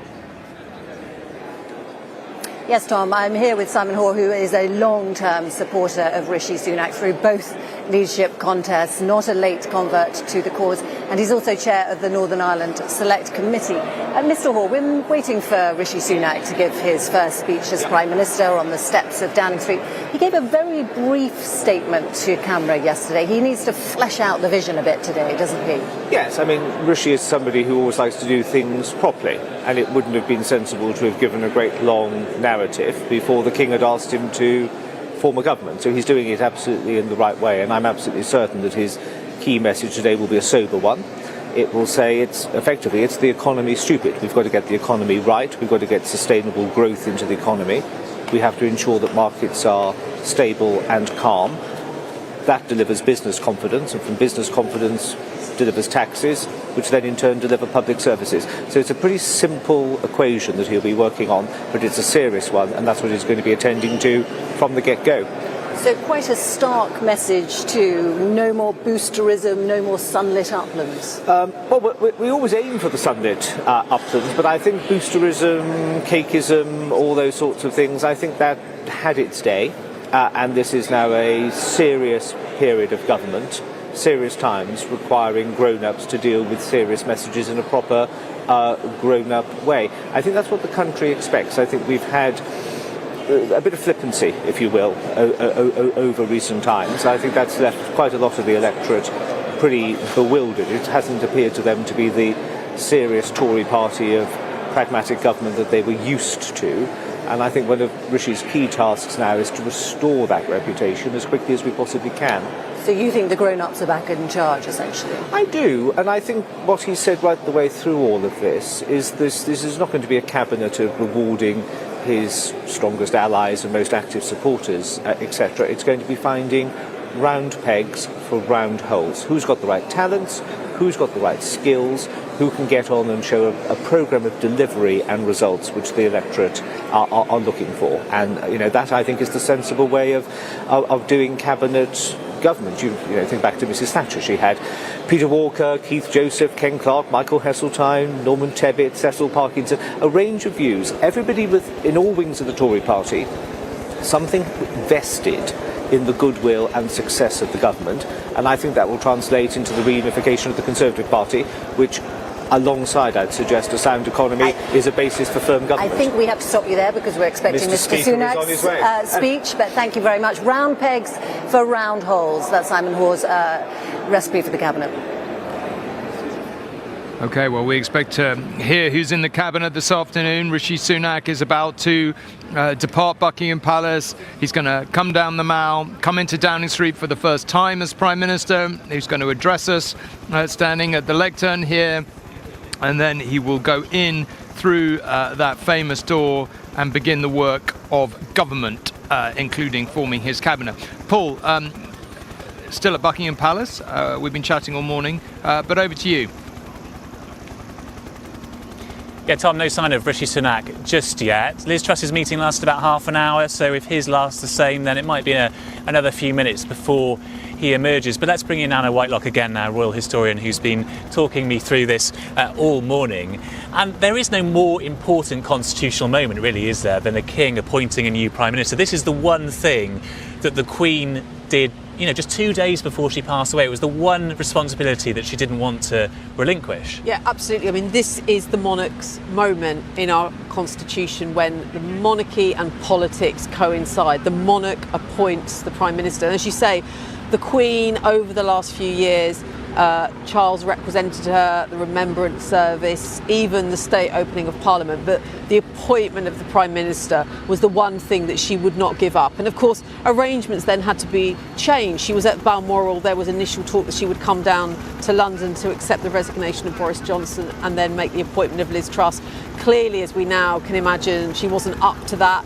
And so we had this choreography of planes, very unusually, taking the old and then the new Prime Minister to Balmoral, and she absolutely was determined to do that, and there is no doubt that image will last the course of history of her appointing her last Prime Minister, a job that she would not let Charles do. And I think that underscores the importance of this, and I think that may well be weighing on Charles's mind. He'll be wanting to do his mother proud. He will know that this is an important occasion, that Prime Ministers, come and go, but this is the moment, this first meeting, this appointment, where the monarch can say something that does have a significance. And one wonders, of course, what kind of significance as Prime Minister Rishi Sunak will have. Of course, the Prime Minister that the Queen inherited was Winston Churchill, a Prime Minister that, of course, has gone down in history. Rishi Sunak is Charles's first Prime Minister. We don't know how long his tenure will last. We do know there's going to be a general election, maximum, a couple of years. So we may well see the turning of the political tide once again. But for now, this is the Prime Minister, and of course it is His Majesty's Prime Minister, in there giving advice, support, words of wisdom and counsel, as is his constitutional role, to his new Prime Minister. And we will see a picture shortly of the handshake or the bow from Rishi Sunak. And we also expect him to come out in the Prime Ministerial Daimler, having arrived in the Land Rover of a normal, if you like, backbencher, and he's going to leave as Prime Minister. So it doesn't get much bigger than that. And this is quite a big moment as well for a king who wants, we think, to be a reformist king and to sort of modernise the royal family to some extent. For centuries, the royal family has been, for some, very closely associated with imperialism, with empire. And now here he is standing before the first ever Prime Minister of a British Asian background, the son of immigrants whose family have worked their way up the rungs here in this country. In a way, it's a moment that King Charles can embrace, isn't it? Because it sort of fits with what he wants to portray as an institution himself. I think that's a really good point. I mean, the relationship of Britain and the former colonies is really sort of front and centre to some of the discussions about Britain's place in the world and the relationship with Britain and the countries in the Commonwealth. We know that Prime Minister Modi of India has already sort of spoken about the appointment and the prospect of the appointment of Rishi Sunak, the first British Indian Prime Minister. So I think that's significant. We know that Rishi Sunak loves Star Wars, and I think one of the newspaper headlines was "The Empire Strikes Back," which was a slightly tongue-in-cheek remark about the sort of turning of the tide of imperialism. And here we have, as you say, somebody, first generation of immigrants who came to this country, and indeed in his very short speech yesterday, Rishi Sunak, he's talked about his pride in now the prospect of leading the country that accepted him and his family. And I think it'll be interesting in the address that he makes shortly in Downing Street after he leaves here at Buckingham Palace, whether he talks about his heritage, his pride in being the first British Indian Prime Minister, because it is a moment, and certainly today there will be British Indian children who will for the first time see someone who looks like them as Prime Minister. So whatever your politics, I think, and it has been welcomed across the political spectrum, this appointment, on the basis of it being in some sense a non-story that we have the first Indian Prime Minister, but in a sense significant nonetheless. Yeah, it's been incidental really to the rise of Rishi Sunak, and also for a king who wants his coronation to appear multicultural and embracing of all faiths. It will be quite convenient for him to have a Prime Minister sitting somewhere in the front rows who happens to be of British Indian descent. I think that's really true, and I think also, I mean, having, he's following the Queen, who is an impossible act to follow. But here we have something new, and Charles can sort of say after the kind of line-up of Prime Ministers what could possibly his reign offer in terms of a break and a departure from the past. And here, as if by good fortune, he has a significant break with the past with this first British Indian Prime Minister. And I think there will be a sense beyond all of this sort of the protocol of today that, this marks a change, and he'll be quite proud that his reign and the appointment of his Prime Minister coincides with that particularly new departure and that first. And as I say, you don't get to do many first, having followed in the footsteps of a woman who, was record-breaking monarch. Yeah. Well, we're expecting Rishi Sunak to emerge any minute now. He's been in there, I think, about 25 minutes, hasn't he, Anna? So, going by Liz Truss's meeting, which was about half an hour, in theory, he will emerge from the gates of Buckingham Palace, drive back up the Mall to Downing Street to give that first speech as Prime Minister. We think the statement is at 11:35, so he's got, what has he got? He's got about 6 minutes to get back to Downing Street if he's going to hit that deadline.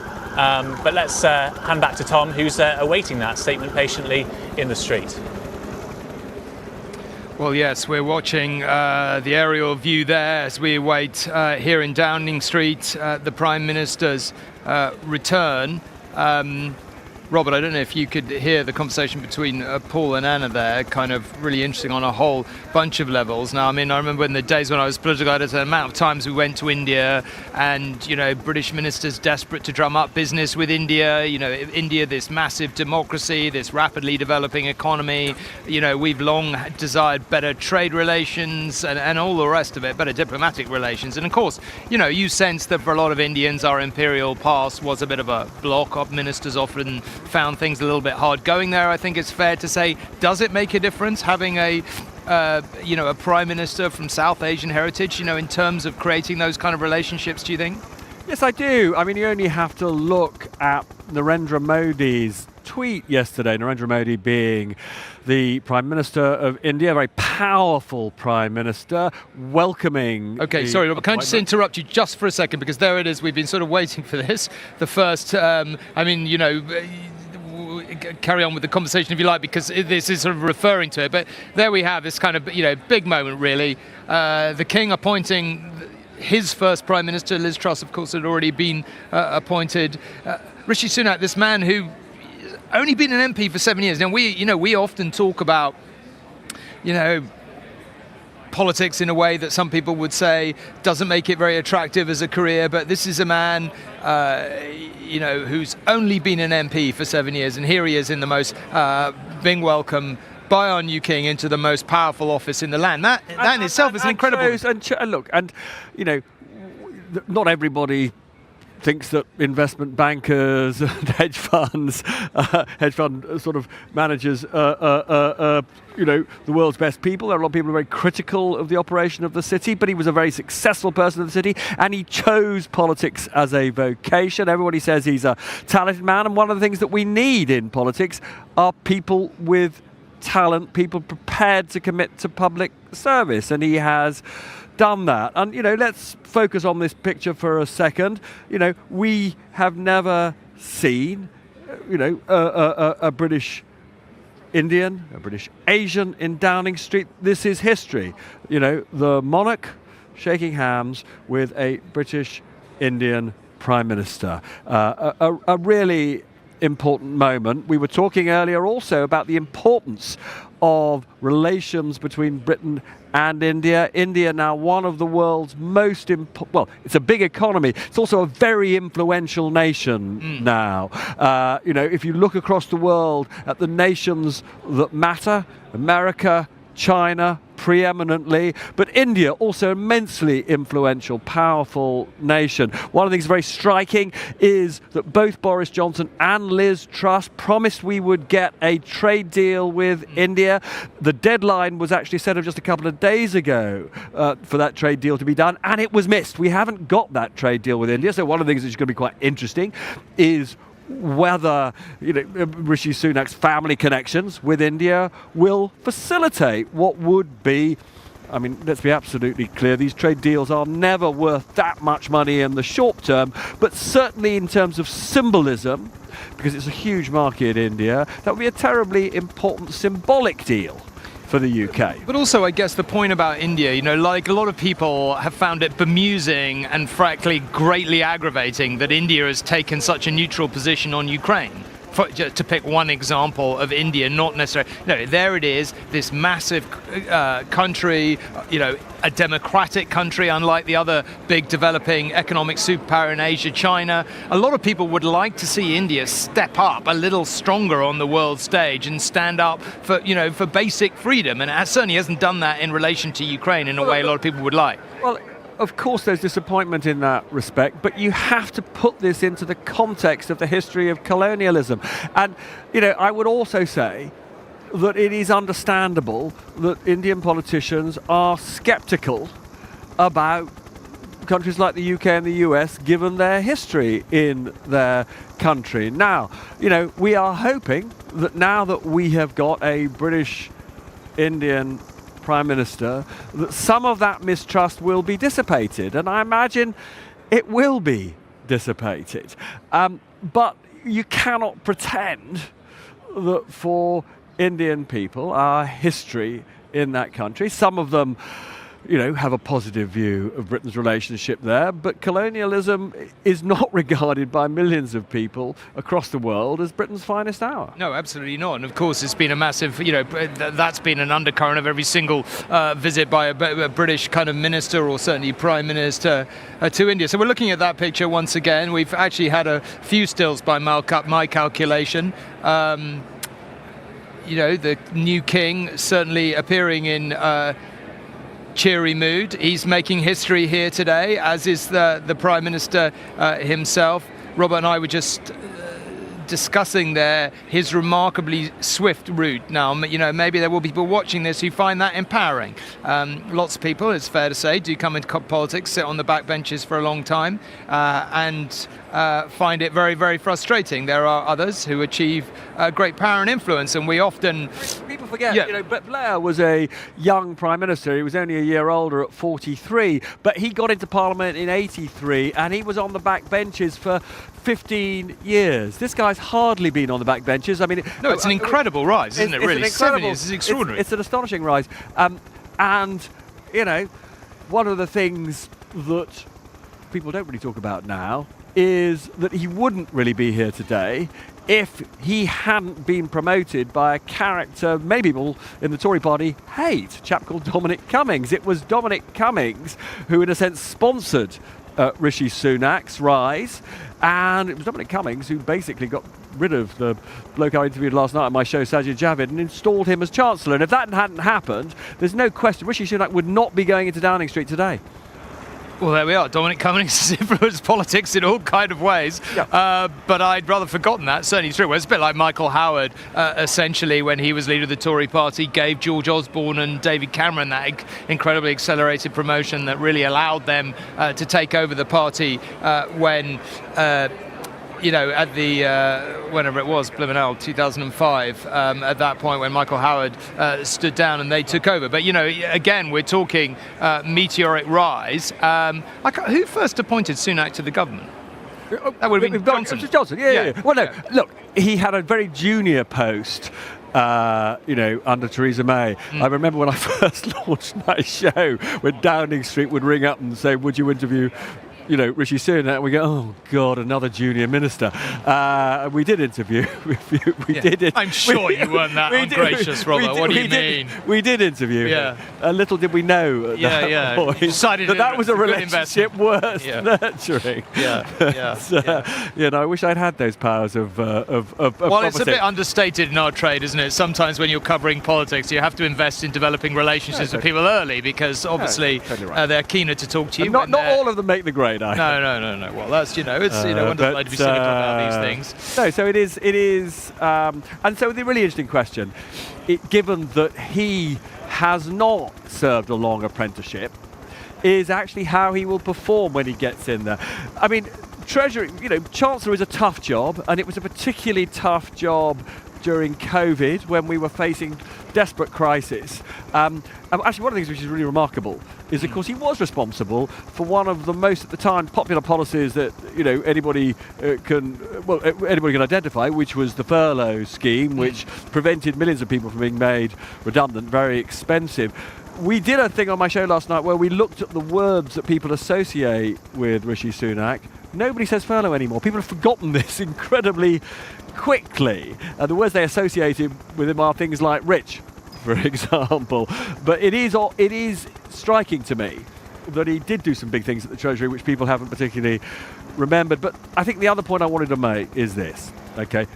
Chancellor's a tough job, but my goodness, there is no job in government as difficult as being Prime Minister, because things are flying at you all the time. I remember talking to Gordon Brown about this afterwards, and even he, who'd been in government all those years before he became Prime Minister, was just shocked by the sheer number of decisions that he had to take in any given day.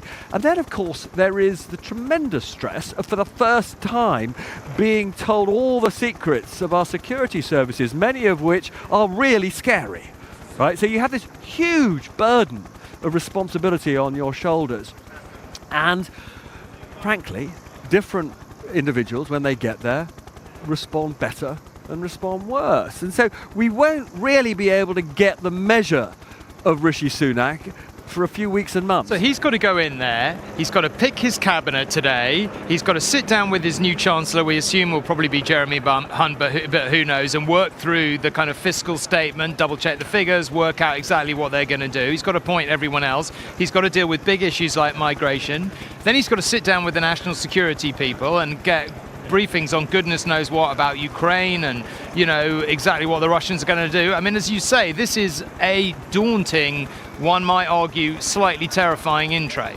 It is. And let's just focus on the big thing today, which is creating his government. The people around him say he understands the scale of the challenges across the piece. Right, we haven't talked about the crisis in the health service, let's be clear. People in the health service think this is going to be the worst winter they've ever experienced, given that they don't have resources and they're expecting lots of flu and COVID infections. So they're very frightened that the health service could fall over.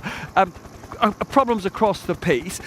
I am told that he will appoint the people he regards as the best people for the job, but he's also got to keep the different wings of the party happy, the Brexit ERG wing of the party, the One Nation group of MPs, so he's got to show that he's representing different wings of the party. We will, that is a difficult balancing act, because if you got to appoint a Brexiter, the Brexiter might not be the most talented person. So these are really tricky issues. Just on that, I want to throw one issue out, since we're talking about it.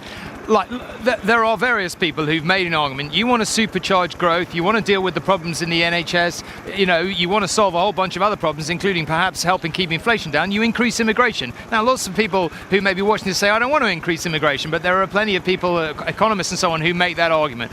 Where does he go on that? Pick one example.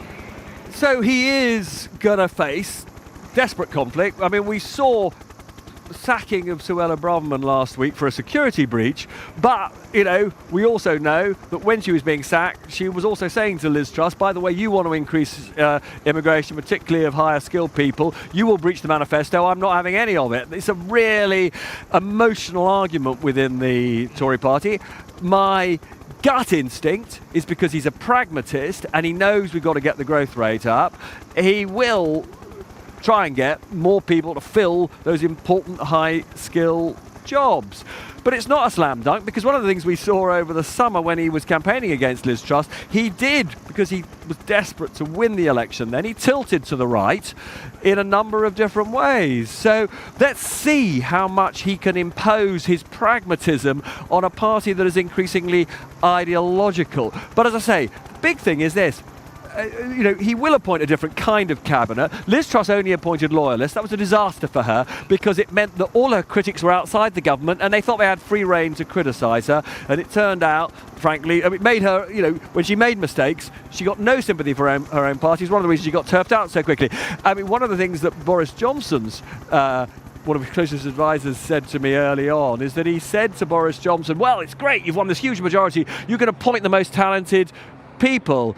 And he said, no, I don't want to appoint the most talented people. I want to appoint people who are completely beholden to me. And so he did something quite similar in a way to Liz Truss. He didn't think about who's the best. He thought about who's going to make least trouble for me within the cabinet. And I should make the point, I mean, in the 10 years I was doing your job, as I walked around Westminster, the thing that one heard most often was, Downing Street just aren't listening, by which the person always meant they're not listening to me.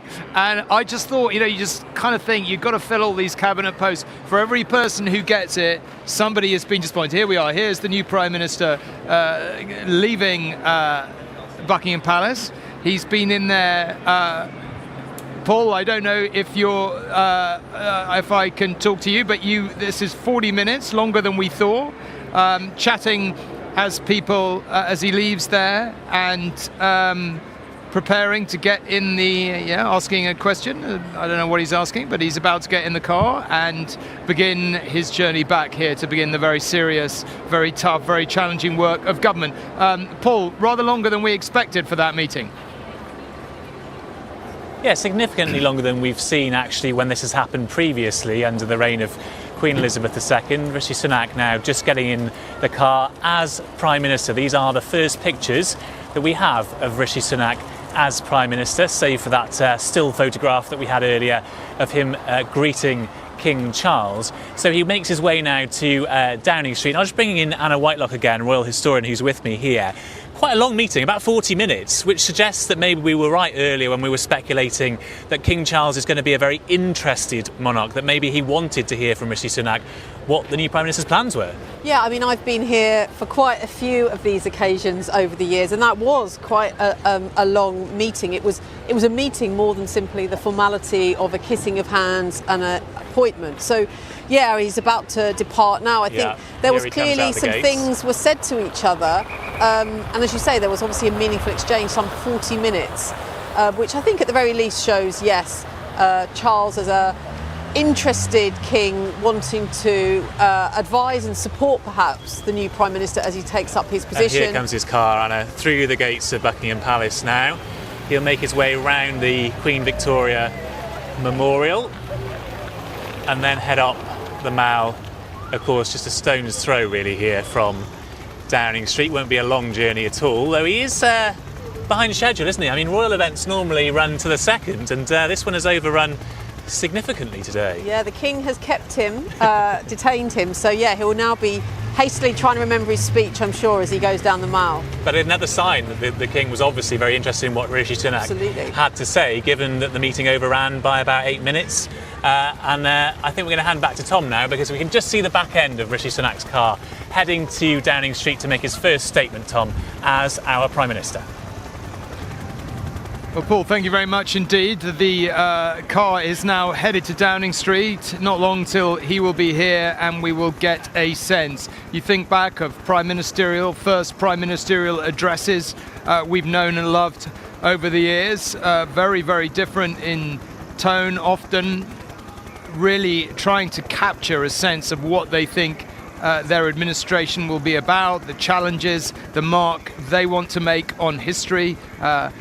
It really is, I guess, the first time when the nation may really be listening intently. Robert was just talking a moment ago about that moment, which I must admit I will never forget, in the early days of COVID, sitting in our office and watching a Conservative Prime Minister effectively say he was going to pay a large proportion of the wages of many millions of people in the country. It was, I guess, the first moment a lot of people really will have absorbed in detail Rishi Sunak, the man, and the Chancellor. We're a way off from then. Robert obviously was just talking about the way that isn't what people think of him when they think of him now, and of course other issues intervened over the years. Now just going underneath Admiralty Arch there with its rich history with our Navy and our naval tradition, and then he will turn and make the final journey to Downing Street. Robert, just we'll get out the way of the camera in just a moment as it comes into Downing Street, but just your thoughts as we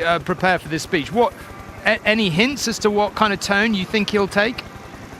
Look, it's obvious that he's going to say that there are, on a phrase, challenges ahead. So I think he'll be serious.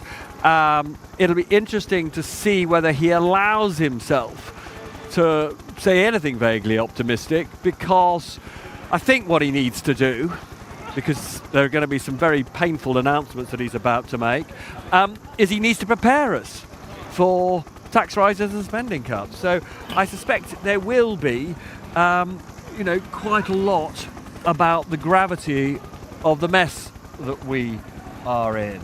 I think it's also quite interesting that, as far as one can tell, we're not going to see his family with him. He's coming here to work.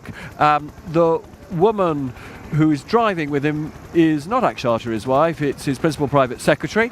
And so I think what he will try and do is say, it's not about personalities. This is about a very tough job.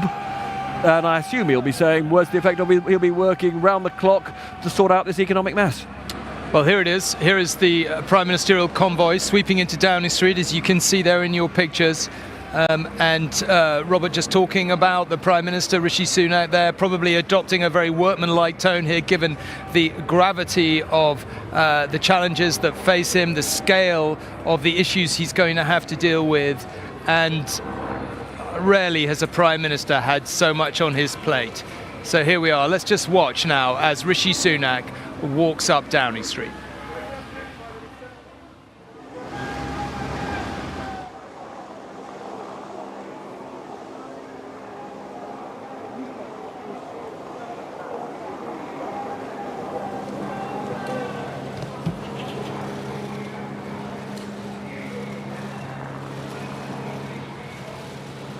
Good morning. I've just been to Buckingham Palace and accepted His Majesty the King's invitation to form a government in his name. It is only right to explain why I'm standing here as your new Prime Minister. Right now, our country is facing a profound economic crisis. The aftermath of COVID still lingers. Putin's war in Ukraine has destabilized energy markets and supply chains the world over. I want to pay tribute to my predecessor, Liz Truss. She was not wrong to want to improve growth in this country. It is a noble aim. And I admired her restlessness to create change. But some mistakes were made. Not born of ill will or bad intentions. Quite the opposite, in fact. But mistakes nonetheless. And I have been elected as leader of my party and your Prime Minister, in part, to fix them. And that work begins immediately.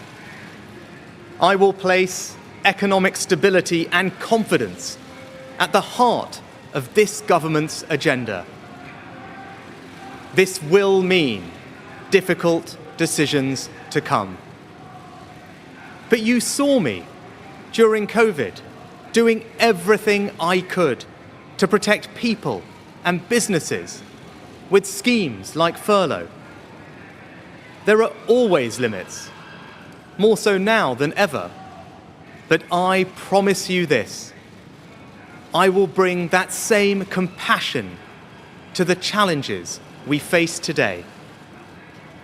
The government I lead will not leave the next generation, your children and grandchildren, with a debt to settle that we were too weak to pay ourselves.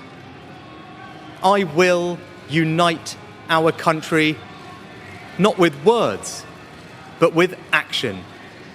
I will work day in and day out to deliver for you.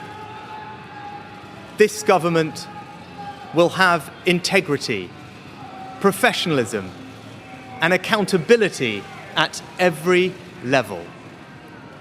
Trust is earned, and I will earn yours. I will always be grateful to Boris Johnson for his incredible achievements as Prime Minister, and I treasure his warmth and generosity of spirit. And I know he would agree that the mandate my party earned in 2019 is not the sole property of any one individual.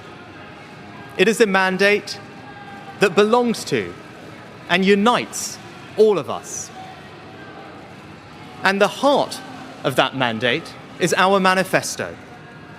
I will deliver on its promise: a stronger NHS, better schools, safer streets, control of our borders, protecting our environment, supporting our armed forces, levelling up, and building an economy that embraces the opportunities of Brexit, where businesses invest, innovate, and create jobs. I understand how difficult this moment is. After the billions of pounds it cost us to combat COVID, after all the dislocation that caused, in the midst of a terrible war that must be seen successfully to its conclusions, I fully appreciate how hard things are. And I understand too that I have work to do to restore trust after all that has happened. All I can say is that I am not daunted. I know the high office I have accepted, and I hope to live up to its demands. But when the opportunity to serve comes along, you cannot question the moment, only your willingness. So I stand here before you, ready to lead our country into the future, to put your needs above politics, to reach out and build a government that represents the very best traditions of my party.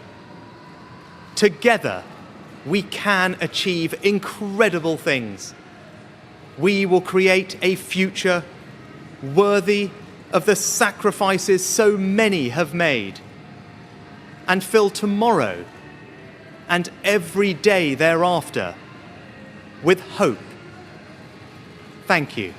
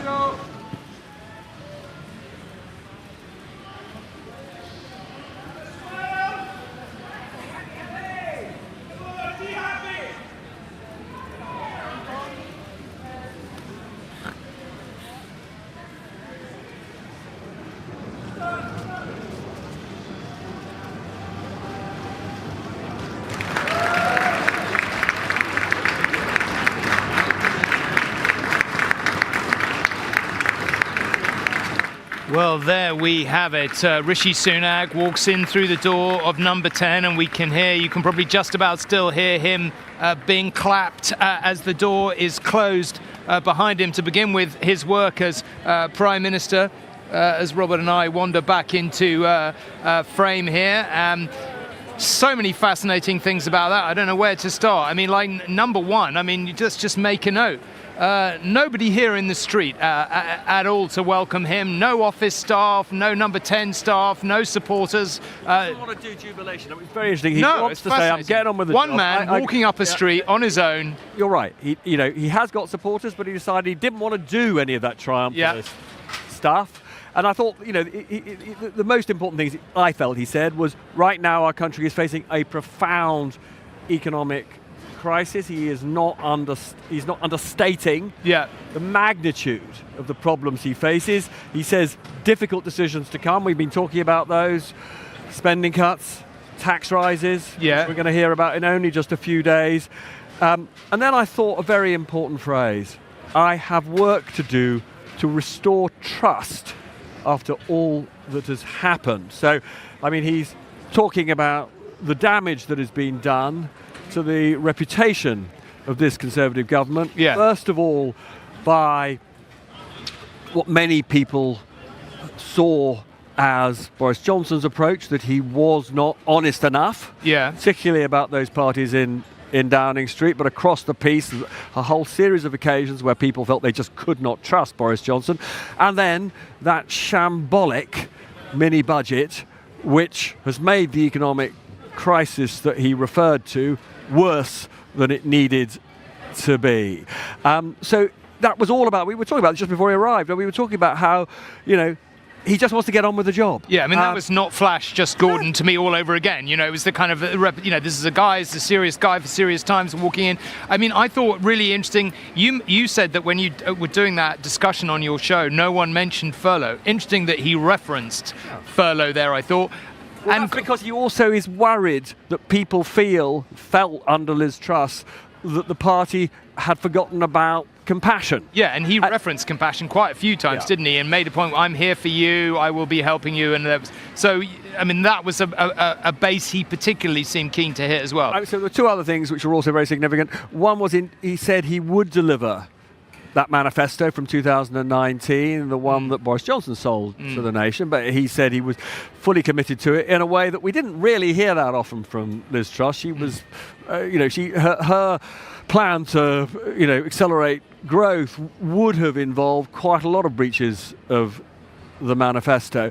One other really important phrase, which she almost never used, levelling up, right? Yeah. I mean, there were two things that Boris Johnson was associated with. One was getting Brexit done. Some would say that work is still ongoing, although he obviously took us out of the EU. There are still very complex negotiations going on with the European Union. But he also pledged to narrow the wealth and income gap between North and South, between rich and poor. But we didn't really hear very much from that, about that at all from Liz Truss. She actually said in terms that so long as people at the bottom were getting richer, she didn't care whether the gap between rich and poor got wider. He just said he does, that he actually wants to recommit to that Boris Johnson aim of making this country, in their view, a fairer place by narrowing the wealth and income gaps. Okay, much more to pick up in a minute, but if you're joining us, we are on air with a special programme as Rishi Sunak becomes, or indeed has just become, Prime Minister. In the last 15 minutes or so, he arrived here at number 10 and addressed the nation. I will work day in and day out to deliver for you. This government will have integrity, professionalism, and accountability at every level. His premiership is already one of firsts. Mr. Sunak has become the King's first PM, and he becomes, or the first one he's appointed to be more precise, and he becomes our first Prime Minister of South Asian heritage as well. As a rough summary, we have seen this morning Liz Truss coming out, saying her goodbyes, a speech that surprised a lot of us here, I think it's fair to say. No apology, no penitence, no regrets was really the tone of her speech. She said words to the effect of, my arguments were right. She didn't even really acknowledge that the timing and the implementation may have been wrong, but you know, goodness knows what's going through her mind, because these have been very, very difficult days for her, to be fair. Then of course we waited, we saw those quite long audiences with the King, longer than we expected, suggesting it was rather more than an exchange of pleasantries, which was interesting in itself. And then of course Rishi Sunak swept up here, an empty street, no one out here, no supporters, no Downing Street staff of any description. One man getting out of a car and walking alone up, deliberately, as Robert's just been saying, striking a tone. You know, I'm just going to get straight on with the job. I am here to work, and everything else. And just one more thing, actually, just, you know, you pointed out she showed no remorse. She didn't say sorry. Very interestingly, he said of Liz Truss, although he thought her heart was in the right place, she made mistakes. He said, in terms, mistakes were made, which he says he's going to try and fix. Okay, let's come back to that. Let's go to our economics editor, Joel Hill. So much of the last few weeks has been determined by the markets and all the rest of it. And we've had a lot of talk about the Treasury and Treasury orthodoxy. Joel is outside the Treasury. Look, I mean, you know, this is a man who spent, you know, that very significant period in the Treasury as Chancellor, walking up here. What did you make of what you just heard? And perhaps equally as important, what is the markets making of it? Well, look, there's a lot to pick up on there, Tom. As it happens, as Rishi Sunak was talking, Rupert Harrison, George Osborne's former chief of staff, walked out of the door behind me. There's been a meeting this morning of the Economic Council, set up a group of wise men and women to advise the Chancellor, whoever it may be, on how best to handle this crisis. And let's be clear, that's exactly what it is. The Rishi Sunak inherits a really serious set of problems. Asked who the new Chancellor is going to be, if it will be Jeremy Hunt, Rupert Harrison shrugged his shoulders. What you've got there from Rishi Sunak, no detail whatsoever, but very clear and detailed sketch of what we can expect from him. As Robert was picking up, he distanced himself from Liz Truss's economic strategy, a complete mistake and with disastrous consequences. He will fix it, he says. He promises economic stability, confidence at the heart of his policy making. He will protect people and businesses, but, and here's the kicker, he is saying there are limits to what the government can do. We're being hit by a series of economic shocks. Implicit in what he's telling us there is we are poorer as a result. There are things certainly that government can do to numb the pain, to shift the burden of paying and helping between different elements of a community. But fundamentally, we have to accept that we are poorer as a society. He promised more compassion. He promised, interestingly, to deliver on some of the manifesto promises. This is interesting because difficult decisions lie ahead, but the 2019 manifesto, within it sits a lot of his legitimacy. It perhaps offers clues as to some of the things he will hold on to, like the commitment made in the manifesto on the triple lock on pensions. Here's the important thing, Tom. We will not leave the next generation with debts to settle. That is a clear indication that when, in just under a week's time, next Monday, the government sets out how it plans to fix the public finances, that there will be difficult decisions in terms of spending cuts and in terms of tax rises. I saw this as, he didn't say this, but implicit in it, an absolute commitment to the fiscal rules that the Chancellor, the government, has currently, specifically the rule in 3 years' time that the government will ensure that debt, national debt, the stock of government borrowing, will be falling as a share of national income. Fiscal rules don't resonate with the public. I'm not sure, Tom, many bond traders could have told you specifically what the fiscal rules the UK government has only very recently, but we found out in the last few weeks they matter very greatly indeed. We've had a situation, if you look back in March, the Office of Budget Responsibility was saying the then Chancellor Rishi Sunak had space to meet those rules very comfortably, be at £30 billion of headroom. What's happened in the last 6 months or so, that's gone altogether. The situation is transformed. The war in Ukraine has caused a spike in inflation, in energy bills. We've got households and businesses busy tightening their belts. The economy looks like it's sunk into some form of recession, hopefully only a very, very mild one. Interest rates are rising. That means that the servicing costs for the nation's debts are getting more and more expensive. Back of a fag packet calculation suggests that probably the Chancellor, Rishi Sunak's Chancellor, almost certainly going to be Jeremy Hunt, will probably have to find something in the region of 30 to 40 billion pounds to really account for that hole and retain the confidence of the market, which has undoubtedly been shaken. What we've seen in the last week or so, when you look at the market reaction to the collapse of Liz Truss's government, the jettisoning of her policies by Jeremy Hunt, Boris Johnson's comeback that never happened, and then the final coronation of Rishi Sunak, we've seen borrowing costs for the government, for the economy, for businesses and households across the economy coming down. That is certainly a sign of calm and stability, but there's a lot more to do, I think, if that confidence is going to be restored. At the end of the day, the British government has to persuade the people it borrows money from that it can service and maintain and repay its debts. Okay, Joel, but let's just focus on that for a second, because essentially, what we're discussing is he said kind of two apparently contradictory things there. One, he is going to deal with, meeting our fiscal rules and taking a fiscally conservative position when it comes to the public finances. But at the same time, he was talking about the need to exercise compassion, saying, in explicit terms, I know you're going through a very difficult time. I'm here for you. So how does he marry those two things? I think if you are a business and if you are one of our viewers looking for that speech of any sign of more help on the way to cope with what is going to be a truly brutal winter, then I think your expectation is being managed down.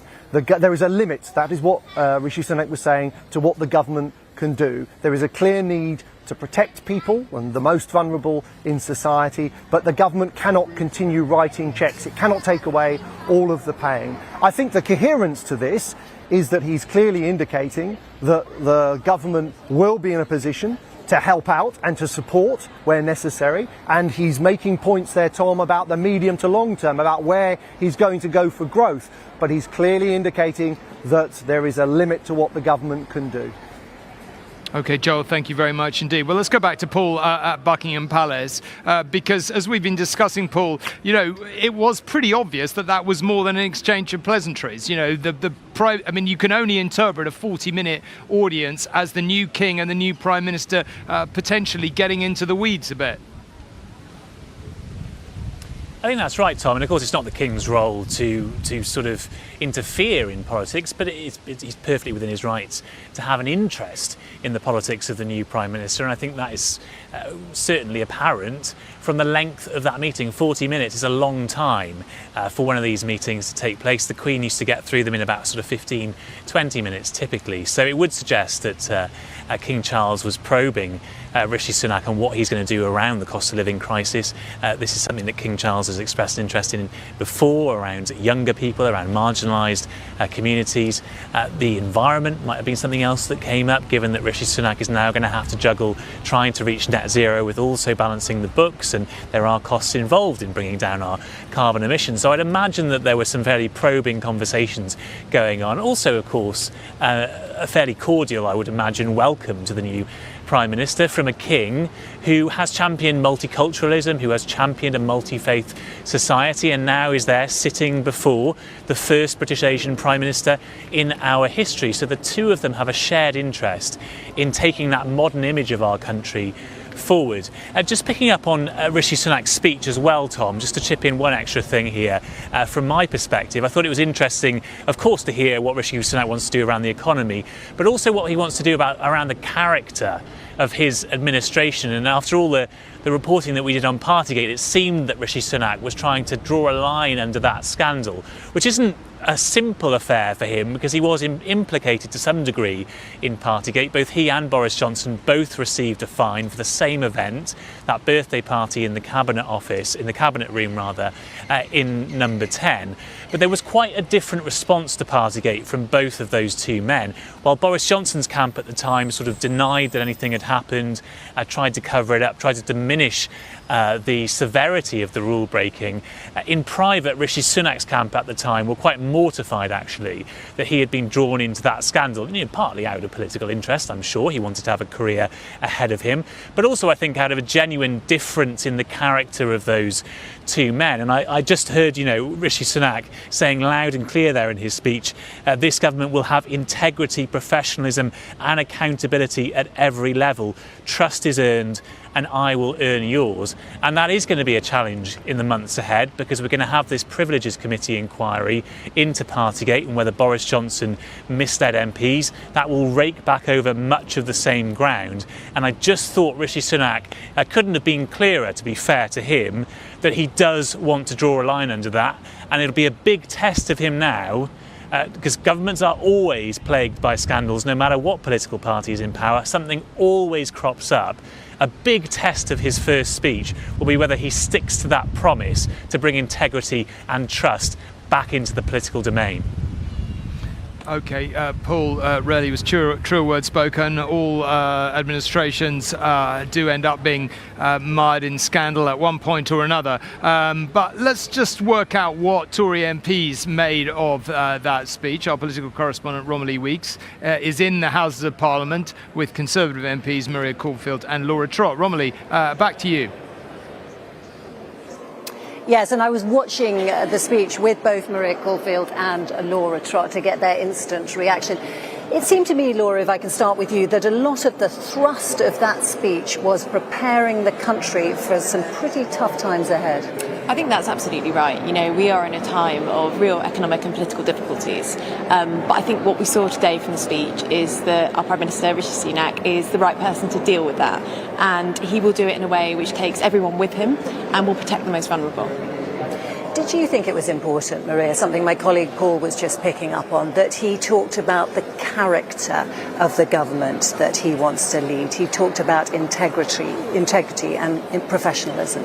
Yeah, no, absolutely. I think, I think we all know, and being realistically, that there have been episodes in the last few weeks which have really broken down trust with the public in terms of politics as a whole. And I think Rishi's setting out from the outset that this is what he's about. He's professional, he's going to be winning back people's trust, and knows that the damage that has been done over recent weeks, and that actually he's honest and open about that. That just shows how his time in office is going to start. And I think the public, that's what they desperately want. They want to see politicians who get that there's been problems, who've been honest about it, and have a plan to restore that trust in politics. Yeah, something that really struck me was that he said he wanted to pay tribute to Liz Truss, but he did say very clearly mistakes were made.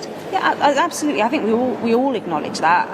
And I was sometimes critical around issues like the triple lock rumours and the 45p tax. And I think, hearing Rishi say that, it fills me with huge confidence that he's not going to pretend that there aren't difficult challenges. He's going to be open and honest with people as they come along, as he did during COVID. He was, very upfront and transparent that he couldn't help everyone. He would try and help as many people as he could. And I think we need that honesty and transparency in politics. And I really welcome his statement that he made this morning.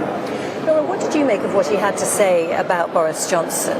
He made it clear that the mandate that he won in 2019 was not the property of Boris Johnson alone. Well, I think that's absolutely right. The Conservative Party came in on a 2019 manifesto which was bold, which was clear. It talked about net zero. It talked about the benefits of Brexit. It talked about making sure that we have strong borders, protecting the NHS. This is an agenda which the entire Conservative Party is united around. And I was very pleased to hear this morning that he is committed to delivering that. Quite a lot of challenges, though, there, particularly on the NHS. You're a former nurse. What do you want to see him do for the NHS? Yeah, absolutely. I mean, when he was Chancellor, we've seen record levels of funding go to the NHS during the COVID pandemic. And, we know that the winter's coming and there'll be further pressures. COVID's not gone away. We're living with COVID. And that's going to be a challenge for the NHS. But I think what Rishi's style is about being upfront about those challenges but putting on the table exactly what he's going to do. Now, funding is only one element around the NHS. It's not how much you put into the NHS, it's what you do with it. And I think we saw during COVID it was very targeted support to get us through that period. And I expect that's the way he'll continue as Prime Minister. Laura, we're expecting cabinet appointments this afternoon. Widely expected that Jeremy Hunt will stay in the role as Chancellor. What do you think that Rishi Sunak needs to achieve with his cabinet? Well, I think, obviously the appointments and speculation around that, that's a matter for the Prime Minister. But I think, in my opinion, Jeremy has done a fantastic job at reassuring the markets and bringing the sense of fiscal responsibility back. And I think when we look at, what we're going to do with the new government, it needs to bring in elements from the entire Conservative Party, because we really now need to unite. And I think that is what the Prime Minister is very clear that he is going to try and do. So he doesn't want to repeat the mistakes of Liz Truss and exclude those who supported other candidates? I think it's absolutely critical that we have a broad swathe of all the talents within the Conservative Party involved in the government. And I don't want to get you to speculate, but your tip for a role yourself, would you be glad to take one? That's very kind, but it's a matter for the Prime Minister. Well, we'll see what the Prime Minister decides this afternoon. Rishi Sunak is in a fortunate position of having been the front runner and not having had to make too many promises to anyone. We will see what he decides later on. Romilly, thank you very much indeed. Well, let's come back to Robert. So much still to reflect on. You've been pondering a couple of things. So a couple of things I want to say. First of all, we've got a statement from what many Tory MPs would regard as Banquo's ghost to Rishi Sunak's Macbeth.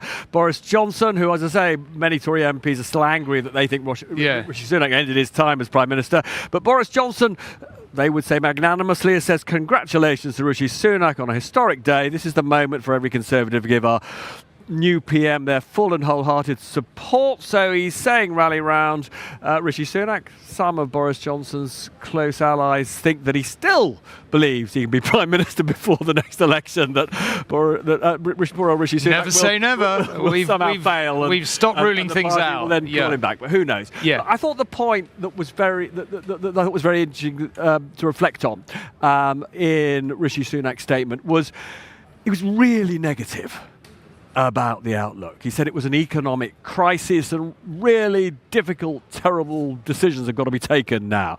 And it seemed to me there were 2 points to that. One is he's slightly, particularly in saying that Liz Truss made mistakes, he's slightly pitching himself, as quite often Prime Ministers do, even when they're from the same party as their predecessor, as saying, well, actually, that was the opposition and we're new. And so he's trying to tell the public to forget about, Liz Truss and Boris Johnson. He's a sort of new leader of a new party. Now, it's a trick that Prime Ministers always try. Sometimes it works with voters. Sometimes it doesn't. Actually, it was a trick that Boris Johnson pulled off back in 2019, and Rishi Sunak is doing his own version of it now. The other thing that I felt that I detected was the influence of George Osborne.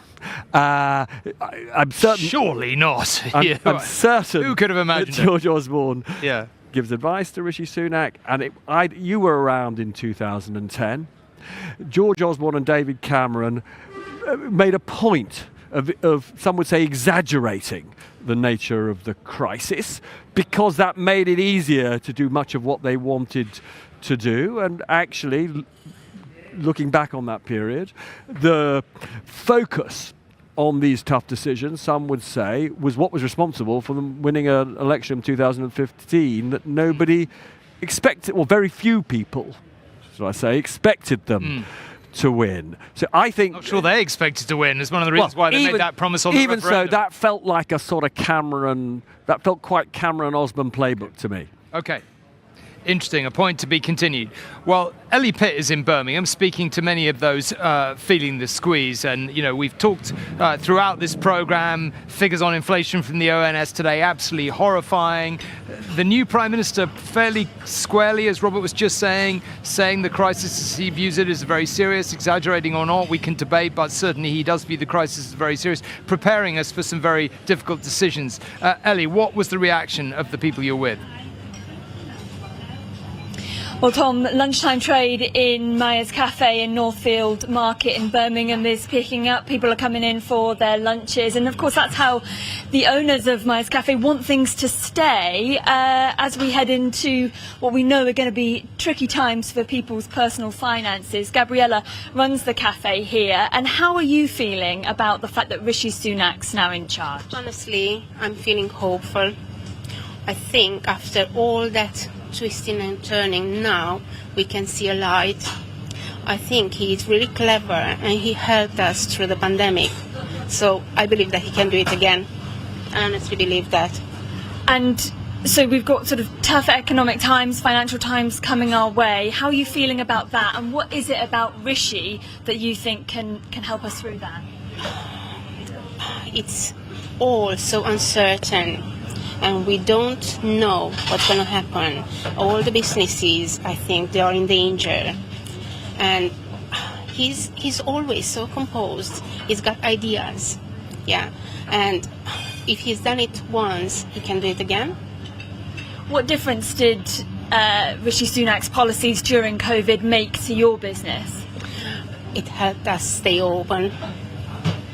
If it wouldn't have been for that help, we wouldn't have been here still, yes. And so how are you feeling about your business going into winter in these times? Oh, I'm really, really scared. I don't know what's going to happen. I'm scared, but also I think that there is a hope. And we can get through the winter. We have to. I mean, we've got no choice. You've got customers in here today having their lunch. Have you noticed a change in customers' behaviour or anything? They do tend to spend less. And if we had like a busy breakfast and then busy lunchtime, now we kind of lost the first part of the day. It's quiet. They don't spend as much. But they still try and support us. But it's tricky, it's hard for everyone. They won't be able to spend as much and to have their probably the only hot meal of the day. Brilliant. Thank you very much, Gabriella. So a little bit of uncertainty, but at least some hope that Rishi Sunak is the man to help people through these tough financial times. OK, Ellie, thanks very much indeed. Well, it has been another fascinating morning here. If you've been watching all of it, thank you for sticking with us. It hasn't rained on the plus side like it did with Liz Truss. So it feels like only yesterday we were here in the driving rain for Liz Truss's arrival. Final thought on this morning. So, another momentous day. We've had, I think most people in the nation would say, too many momentous days in recent months. Departure of two prime ministers. Ever since you became political editor, that's all I'm saying. Okay. It's just been one after another. It's been a succession of crises. Honestly, Gov, I'm not to blame. So, you know, a big moment, but we have got another very big moment to come in just 6 days' time. That effective budget, it's called a medium-term fiscal statement. We heard today from the new Prime Minister that he's going to have to make some very difficult decisions in conjunction with his Chancellor. We think that's going to be Jeremy Hunt. That means spending cuts, public services under even more pressure than they're under at the moment, and that is intense, and tax rises. So he's going to start his time in office by doing some controversial and difficult things, but he hopes in an election that's 2 years away, by that point people will give him credit for doing what he thinks is the proper, honourable thing. Okay, Robert, thank you very much. Now listen, Lucrezia will be here for the lunchtime news live from Downing Street, the normal tile 1:30. I will, of course, be here for news at 10 tonight, as we always are on big nights like this. Robert will be with me. It has been, these mornings never quite go to script. You never know quite what to expect. We saw Liz Truss coming up. We imagined that she might be a bit penitent. She wasn't at all. Meetings at the palace took longer than we thought. Rishi Sunak walked in alone, no supporters, no clapping, to strike a very businesslike tone. It's a big challenge and I intend to face it, he said. That's it. See you later.